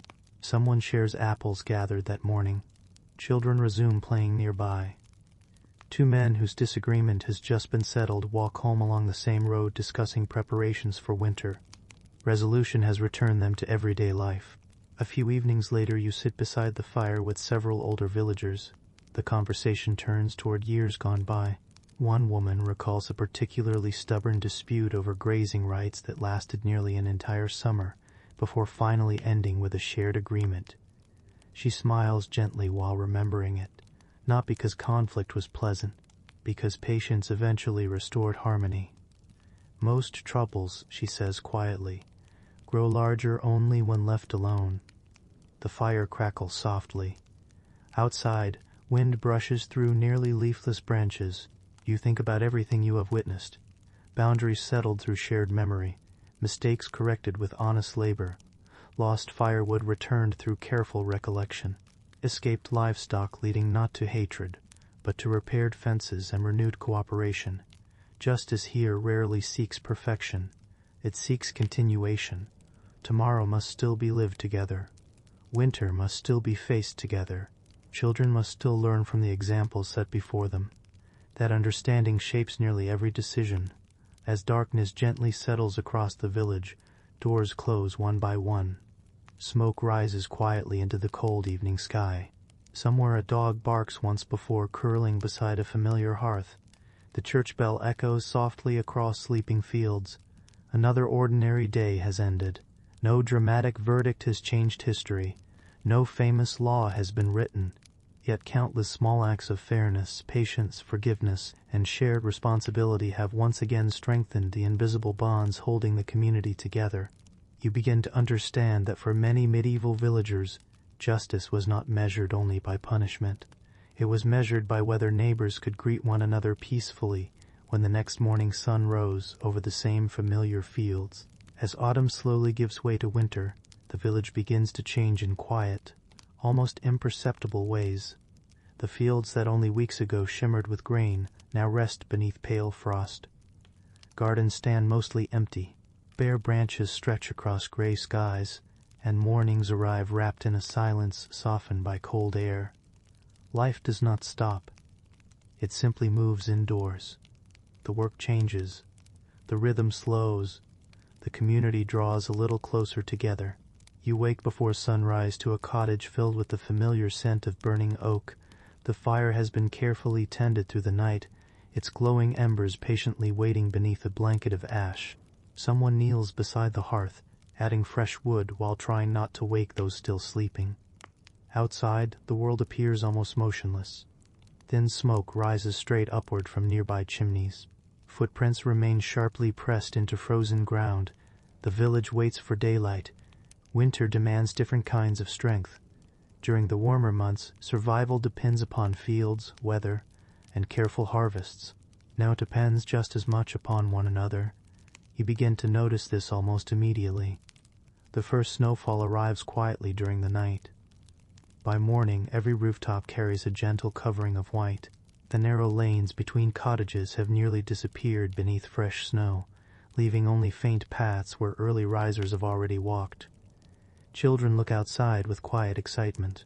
Older villagers study the sky with thoughtful expressions. To the young, snowfall is beautiful. To those who have lived through many winters, it is also a reminder. Preparation must have been enough. As the day begins, several neighbors gather without being asked to clear the pathways leading toward the church, the well, and the homes of elderly villagers. Wooden shovels scrape steadily across packed snow. No list assigns the work. No one keeps account of who cleared more than another. The paths simply need opening. That is reason enough. You join them. The cold air stings your face. Your breath hangs visibly before disappearing. The work is slow, but satisfying. As each path reappears beneath the snow, another small connection between households is restored. By midday, the village moves carefully through its ordinary routines once again. Water must still be carried. Animals still require feeding. Firewood continues disappearing faster than anyone wishes. The season changes many things. Responsibility is not one of them. Later that afternoon, word quietly spreads that an elderly widow has become ill. No one announces the news loudly. It passes gently from doorway to doorway. Almost immediately, small acts of kindness begin appearing. A young boy delivers fresh water. One woman leaves warm bread outside the cottage. Another offers dried herbs gathered during summer. An older man carries extra firewood to the doorway before quietly returning home. No crowd gathers. No ceremony takes place. Help arrives naturally, almost invisibly. The widow receives far more than supplies. She receives reassurance that she has not been forgotten. You step inside her small cottage carrying another armful of wood. The room is warm despite the bitter weather outside. Bundles of dried thyme, sage, and rosemary hang from ceiling beams, filling the air with gentle fragrance. A clay pot simmers quietly above the fire. The widow thanks you softly. She apologizes for needing assistance. You notice how quickly another neighbor answers. There is nothing to apologize for. Only a simple sentence, yet everyone present seems to agree. Needing help is not considered shameful.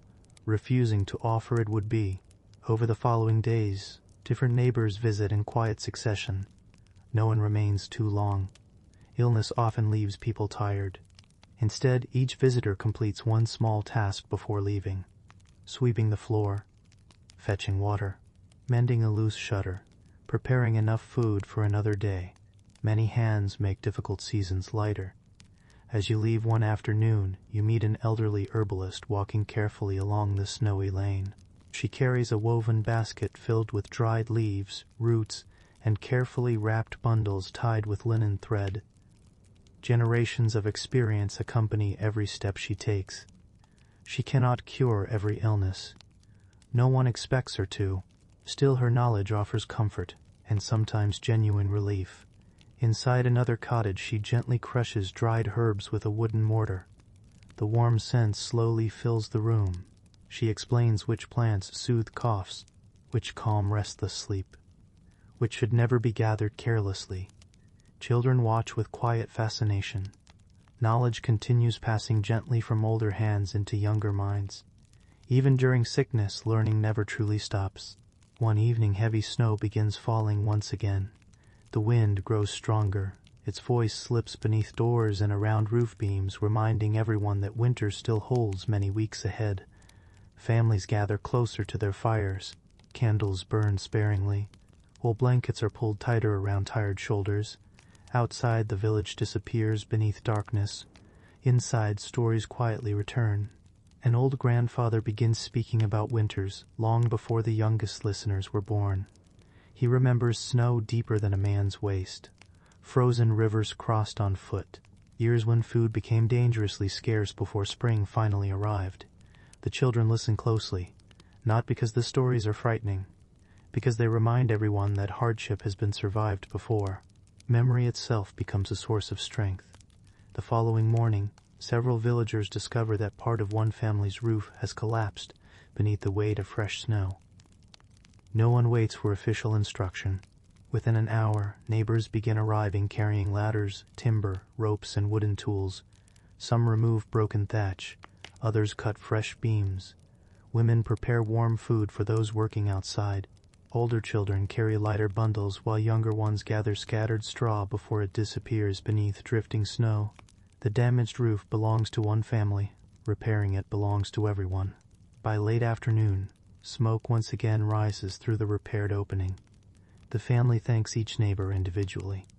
The gratitude feels sincere, yet no one expects elaborate praise. They quietly understand that another winter may bring different misfortune to another household. Today they help. Tomorrow they may receive help. Such balance keeps the village steady through changing seasons. As weeks pass, you notice that the elderly occupy a special place within the community during winter. Their bodies move more slowly. Their hands tire more easily. Yet their value seems greater than ever. While younger villagers chop wood or tend animals, older voices preserve memory. They know which paths remain safest after heavy snow, which cellars stay driest, how to stretch remaining food until spring, how previous generations survived, especially difficult years. Experience itself becomes nourishment. One cold evening, you sit quietly beside the fire watching an old woman repair a child's mitten beneath the glow of candlelight. Her fingers move slowly now, though every stitch remains careful. Beside her, a little girl watches with complete attention. Soon the needle passes into younger hands. The first stitches are uneven. The older woman smiles gently. She guides without criticism. The mitten will last another season. So will the knowledge. Outside, frost quietly gathers across silent fields beneath a sky filled with brilliant winter stars. The church bell sounds softly through the cold night, its familiar echo carrying across snow-covered rooftops. The village has grown quieter, not weaker. The pace of life has slowed, but the invisible ties between neighbors seem stronger than ever. Illness has been met with kindness. Heavy snow answered with cooperation. Loneliness softened by companionship. Knowledge shared before it could be forgotten. You begin to understand that medieval communities survived long winters, not because every harvest was generous or every season was easy. They survived because ordinary people quietly refused to let one another face hardship alone. And perhaps that unwritten rule, the quiet promise that no neighbor would be abandoned if others could help, was among the strongest foundations upon which the entire village rested. Winter settles more deeply across the countryside now, and with each passing week the village becomes quieter. The roads that once welcomed merchants and travelers grow nearly empty beneath frost.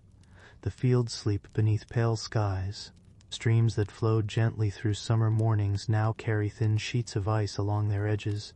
The world feels smaller, not because the village has changed, but because almost everything needed for daily life now exists within its familiar boundaries. You begin to understand that winter is not merely a season of endurance. It is also a season of memory. Much of each day still belongs to work. Animals require constant attention despite the cold. Firewood must be gathered whenever weather allows. Clothing needs mending. Tools are repaired for the coming spring. Grain must be measured carefully so supplies last until new harvests arrive. Yet when darkness falls early in the afternoon, another kind of labor quietly begins. People remember. You find yourself spending more evenings inside neighboring cottages than during any other season. Outside, icy winds sweep across frozen fields. Inside, the glow of the hearth creates small islands of warmth surrounded by darkness. Families gather close together. Grandparents settle onto sturdy wooden stools polished smooth by decades of use. Children curl beneath wool blankets. The youngest lean against older brothers and sisters, already fighting sleep while pretending to stay awake just a little longer. Someone adds another log to the fire. The crackling fills the pauses between conversation. No one rushes to speak. Silence itself feels comfortable among people who know one another well. Eventually an elderly man begins telling a story. It is not about kings, nor famous battles. Instead he recalls the winter when wolves wandered unusually close to the village many years earlier. The tale contains no dramatic chase. The wolves rarely entered the village itself. Instead, they remained distant shadows along snowy tree lines, reminding everyone that wilderness always waited just beyond cultivated fields. Parents listened carefully. Children remained close after sunset. Livestock were brought inside earlier than usual. Everyone adjusted quietly. The story ends not with danger, but with spring. The wolves disappeared. Life returned to ordinary rhythms. The lesson is gentle. Hard seasons eventually pass. Another evening, an elderly woman tells a different story. She remembers the year when freezing rain coated every tree with shining ice. Branches bent beneath the unexpected weight. Several orchards lost much of their fruit for years afterward. Yet she smiles while speaking. Not because the damage was pleasant, because she remembers neighbors arriving together to prune broken trees, replant saplings, and share apples from orchards less severely affected. The memory is less about loss than cooperation. Again and again you notice the same pattern. Stories rarely celebrate individuals. They celebrate communities. Even personal memories eventually become shared memories. Children listen with remarkable attention, not because they expect these exact events to happen again, but because every story quietly teaches another unwritten rule. Prepare carefully, share generously, remain patient. Notice your neighbors, help before being asked. The lessons slip naturally into young minds because they arrive wrapped inside familiar voices rather than formal instruction. As winter deepens, skilled craftspeople become especially busy. The blacksmith repairs plow blades dulled during the previous harvest. Wheelwrights strengthen wooden cartwheels before spring journeys begin again. Weavers sit for long hours producing cloth beside warm fires. Cobblers replace worn leather soles while daylight still enters through narrow windows. Many tasks impossible during busy summer months now receive careful attention. You visit the blacksmith one frosty morning. His workshop glows warmly against the pale landscape outside. Each strike of the hammer echoes softly through the cold air. Sparks briefly illuminate the dim interior before disappearing. The work requires patience. Iron cannot be hurried, neither can experience. A young apprentice stands nearby watching every movement. Occasionally the master allows him to shape smaller pieces beneath careful supervision. Mistakes happen. The metal cools too quickly. A strike lands slightly off-center. The older craftsman does not become angry. Instead, he quietly reheats the iron and begins again. Learning often means repeating the same task until hands remember what words alone cannot teach. Elsewhere in the village, women gather regularly to spin wool together. The steady turning of wooden spinning wheels creates a peaceful rhythm almost like gentle rain. Conversation drifts naturally between work. Someone discusses preserving the last autumn apples. Another wonders whether spring may arrive early.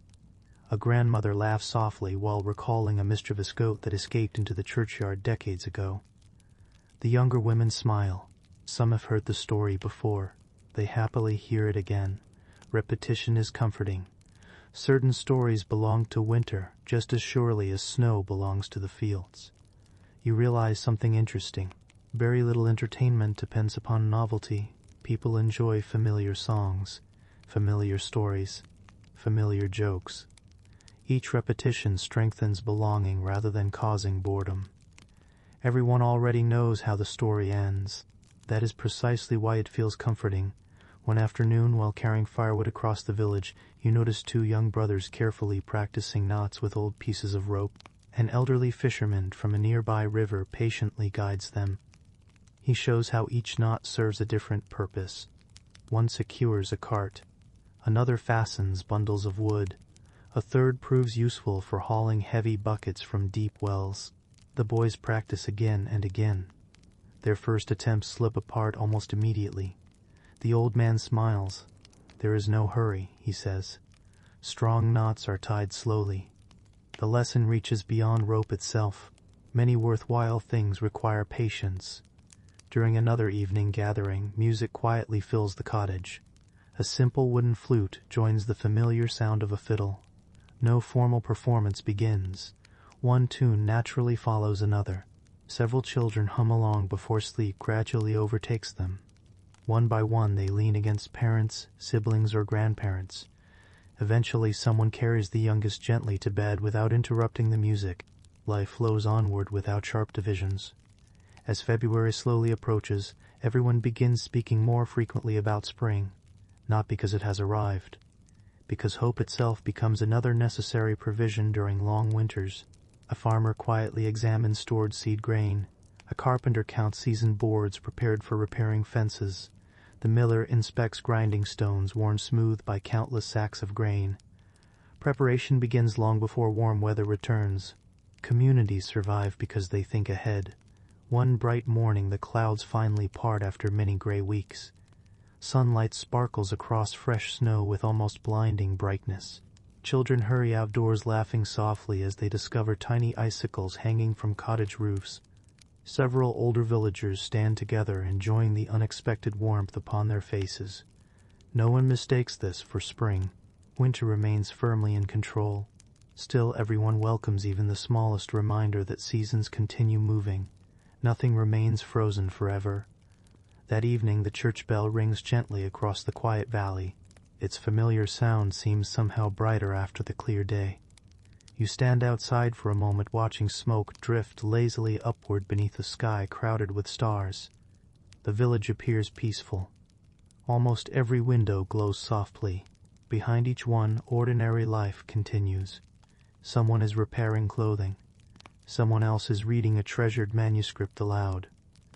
Parents are settling children beneath warm blankets. Grandparents are quietly sharing memories one more time. The rules governing this community have not disappeared simply because snow covers the fields. If anything, winter has revealed them more clearly than ever. Patience, stewardship, teaching, listening, sharing, remembering, preparing. These are not separate virtues. They are threads woven together so tightly that the villagers rarely think about them individually. They simply live them.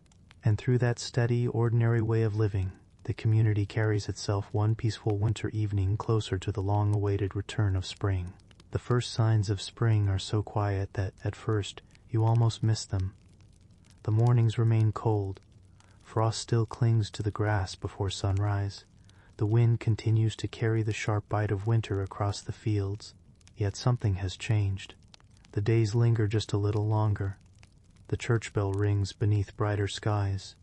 Water trickles beneath melting ice along the edges of the stream. The village notices these changes without needing to speak about them. Nature itself has begun another familiar conversation. You step outside one morning while the eastern sky is still painted with soft shades of gray and pale gold. The air feels damp instead of bitter. Somewhere nearby, a blackbird begins singing before the sun fully rises. The sound seems almost surprising after months of winter silence. It lasts only a few moments. Then another bird answers from the opposite side of the village. Soon the morning carries quiet music once again. Several villagers pause briefly to listen before returning to their work. No one celebrates loudly. Spring arrives slowly. It earns its welcome one gentle day at a time. The paths between cottages have become muddy, where melting snow soaks the earth. Wooden boards are placed across the wettest places, so older villagers and children may cross more easily. You notice a young man laying fresh straw across one particularly slippery section near the village well. A woman carrying heavy buckets smiles her thanks as she walks safely across. He simply nods and continues working. The improvement belongs to everyone. No one asks who deserves the credit. Nearby, the blacksmith has already begun sharpening plow blades prepared during winter evenings. Each polished edge catches the morning light for a brief moment before returning to shadow. Farmers arrive steadily throughout the day, collecting repaired tools carefully maintained during the colder months. The long season of preparation is ending. The season of labor begins again. Yet before anyone enters the fields, another familiar rhythm quietly unfolds. Neighbors gather to inspect one another's fences. Winter storms have loosened posts. Heavy snow has flattened sections of woven hedge. Small repairs are completed together. One family holds upright a leaning post, while another packs fresh earth firmly around its base. Children collect scattered branches. Older men carefully tighten wooden rails. No payment changes hands. No promises are written. Everyone understands that sturdy fences protect the whole community. Animals wandering freely through newly planted fields would harm every household. Shared effort prevents shared trouble. As the soil gradually softens beneath warmer sunshine, gardens begin awakening. You kneel beside one small plot where an elderly woman gently presses seeds into dark earth. Her movements are slow but practiced. A little granddaughter watches closely. The older woman explains how much space each seed requires, why some vegetables must be planted earlier than others, how the moon, rainfall, and changing temperatures have guided gardeners for longer than anyone living can remember. The child asks many questions. None are dismissed. Knowledge grows best when curiosity feels welcome. Nearby, several boys carefully spread well-rotted manure across another garden while laughing quietly together. The task is not pleasant. Still, they understand its purpose. Healthy harvests begin with work that rarely appears beautiful. The older farmers smile knowingly. Every generation learns this lesson eventually. One afternoon, the entire village seems to become busier all at once.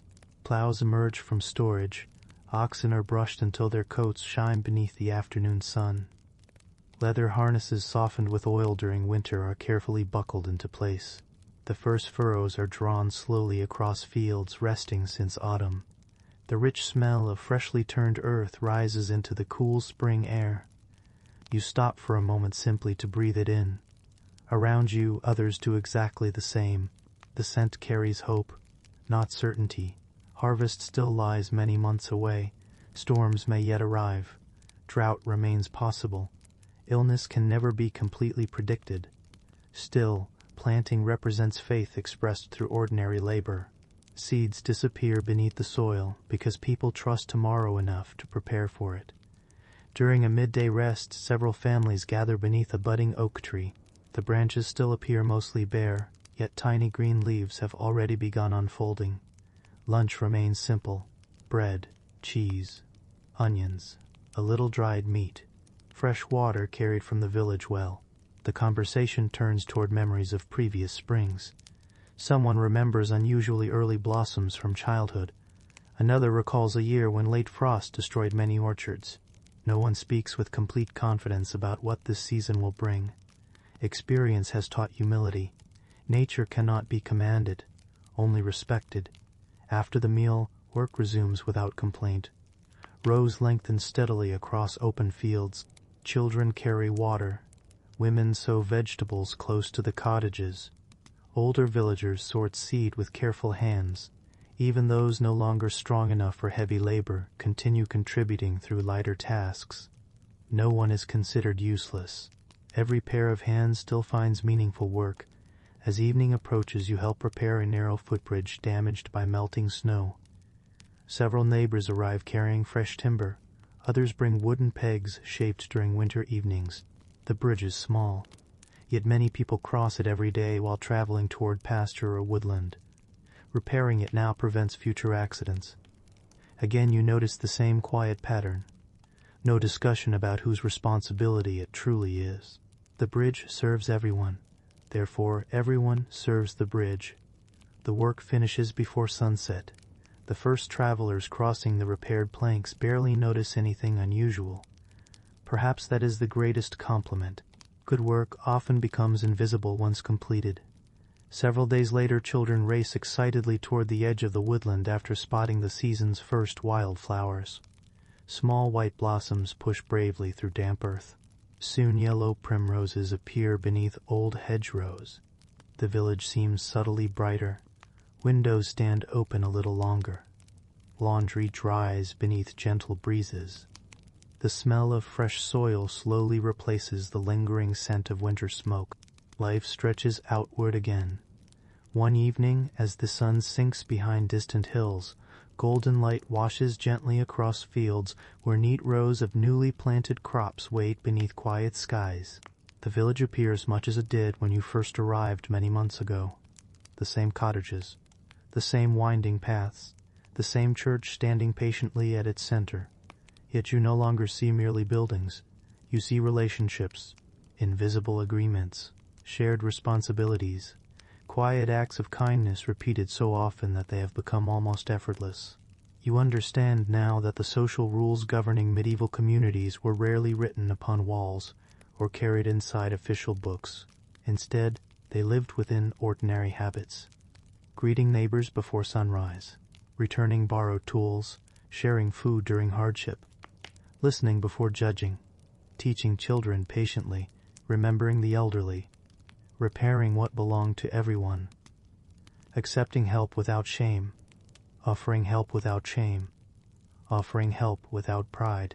Season after season, these simple customs accomplished something extraordinary. They transformed hundreds of ordinary individuals into a community capable of surviving long winters, uncertain harvests, illness, disappointment, celebration, birth, old age, and change itself. The village endures not because every year is easy. It endures because its people understand something timeless. No one truly lives alone. As twilight slowly settles across the countryside, smoke rises gently from familiar chimneys one final time. The evening bell echoes across fields now touched with the first green signs of spring. Families gather around warm hearths. Children grow sleepy beside quietly smiling grandparents. Tomorrow the work will begin again. The greetings, the shared meals, the careful labor, the small kindnesses almost too ordinary to notice. And because those quiet customs continue, day after day, year after year, generation after generation, the village remains steady beneath the turning seasons, held together not by walls, wealth, or power, but by countless unseen acts of trust that become, together, the true foundation of medieval life. Now the evening has grown very quiet. The village that has accompanied you through so many changing seasons rests beneath another gentle night. The cottages stand where they have always stood. Thin ribbons of smoke drift upward from familiar chimneys before disappearing into the cool darkness. Somewhere beyond the fields an owl calls only once before silence slowly settles again. The day's work has ended. The tools have been returned. The animals are safely sheltered. The fires burn lower now than they did earlier, casting soft amber light across worn wooden tables polished by generations of careful hands. You have spent many peaceful hours walking these lanes. You have greeted neighbors at sunrise. You have stood beside the village well. You have shared simple bread beneath old trees. You have watched children grow into adults and elders quietly pass their knowledge into younger hands. You have crossed the seasons one slow step at a time. Without realizing it, you have also crossed something much less visible. You have crossed into a way of thinking that feels surprisingly unfamiliar today. Modern life often celebrates independence. People admire those who stand entirely on their own. Success is frequently measured by personal achievement, private ownership, or individual freedom. Those ideas have their own value. Yet the medieval village gently reminds you of another possibility. Here, no one expected complete independence. In fact, trying to live entirely alone would have seemed almost impossible. Every household depended upon another. The blacksmith relied upon the farmer. The farmer relied upon the miller. The miller relied upon the cooper. The cooper relied upon the woodsman. The woodsman relied upon neighbors willing to help when heavy timber became impossible for one pair of hands alone. Dependence was not weakness. It was simply reality. The people rarely spoke about this as philosophy. They did not gather to debate complicated ideas about society. Instead, they demonstrated those ideas quietly every ordinary day. A loaf of bread shared during illness. A roof repaired after heavy snow. A borrowed cart returned clean. A respectful greeting offered before sunrise. A child gently corrected without humiliation. An elderly neighbor visited before loneliness could quietly settle in. The rules that governed medieval communities were often unwritten because they did not need constant explanation. Children witnessed them, then repeated them. Eventually they taught them to children of their own. One generation became the next almost without noticing the moment of change. Of course, village life was never perfect. You have seen enough to understand that. There were disagreements. There was unfairness. Some harvest failed despite everyone's hardest work. Illness arrived without warning. Winter stretched longer than anyone hoped. Not every neighbor behaved kindly every day. Not every memory remained completely fair. People remained human. They made mistakes. They disappointed one another. They grew impatient. They sometimes judged too quickly. Yet perhaps the most remarkable part of village life was not the absence of failure. It was the determination to continue living together after failure had occurred. Forgiveness was practical. Patience was necessary. Compromise often proved wiser than endless resentment. Tomorrow would still require shared wells, shared roads, shared fields, shared seasons, shared survival. You think back to all the quiet moments that might easily be forgotten. The young apprentice learning slowly beside the blacksmith. The grandmother teaching careful stitches beside the fire. Children carrying tiny bundles of wood far smaller than those lifted by adults, yet helping all the same. Neighbors remembering exactly who needed assistance before that person ever asked. The church bell marking another ordinary hour. The steady sound of spinning wheels during winter evenings. The first birds returning in spring. None of these moments changed history. No chronicler hurried to write them into royal records. No monument was raised in their honor. And yet, perhaps history has always depended far more upon ordinary days than extraordinary ones. Kings and queens may shape kingdoms. Battles may redraw borders. Great cathedrals may rise toward the sky. But villages endure because someone remembers to repair a fence. Because someone shares seed after a difficult season. Because someone pauses to greet an elderly neighbor walking slowly toward the well. Civilizations often rest upon gestures so small that they disappear almost as soon as they happen. As the fire beside you burns lower, shadows lengthen quietly across the cottage walls. Outside, the night has grown deeper. Most windows are dark now. Only a few still glow softly where someone finishes mending clothing or quietly reads beside fading candlelight. The village sleeps with the confidence that morning will bring familiar work once again. There will be animals to feed, water to carry, bread to bake, fields to tend, children to teach, stories to remember. Nothing dramatic, nothing hurried, only life continuing exactly as it has for countless generations. Perhaps that steady rhythm explains why these communities survived for so long. They understood that strength rarely arrived through grand displays of power. Instead, it accumulated through repetition. One kind word, one honest promise, one repaired roof, one shared meal, one patient lesson, then another, and another, until those ordinary actions became stronger than stone. As you prepare to leave this quiet village behind, you notice that it asks very little of you. It does not ask you to admire it uncritically. It does not pretend every custom deserves returning. History is rarely that simple. Some medieval rules would feel deeply unfamiliar today. Some were restrictive, some reflected beliefs and expectations shaped by a world very different from our own. Yet hidden among them remain timeless observations about human communities. People still need trust. They still rely upon cooperation. Children still learn more from examples than instructions.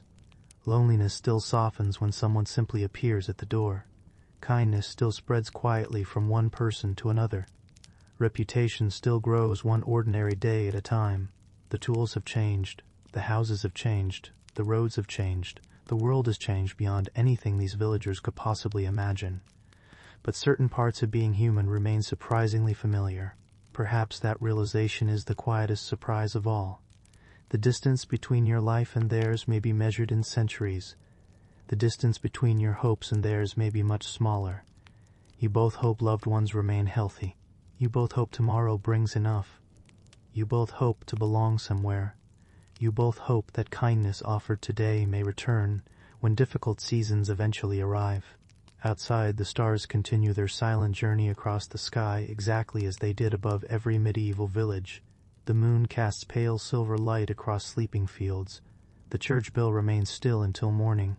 The last glowing ember slowly fades beneath soft white ash, and with that gentle stillness the village quietly disappears into the peaceful darkness from which it first emerged. Thank you for spending these quiet hours with Sleepy Historian. If this gentle journey through medieval life helped you relax, drift toward sleep, or simply discover a quieter corner of history, you are always welcome to return whenever another peaceful evening arrives. Until then, may your night be calm, your rest be deep, and your dreams carry you softly across old stone paths, warm fire-lit cottages, and silent fields where history still whispers beneath the turning stars. Good night.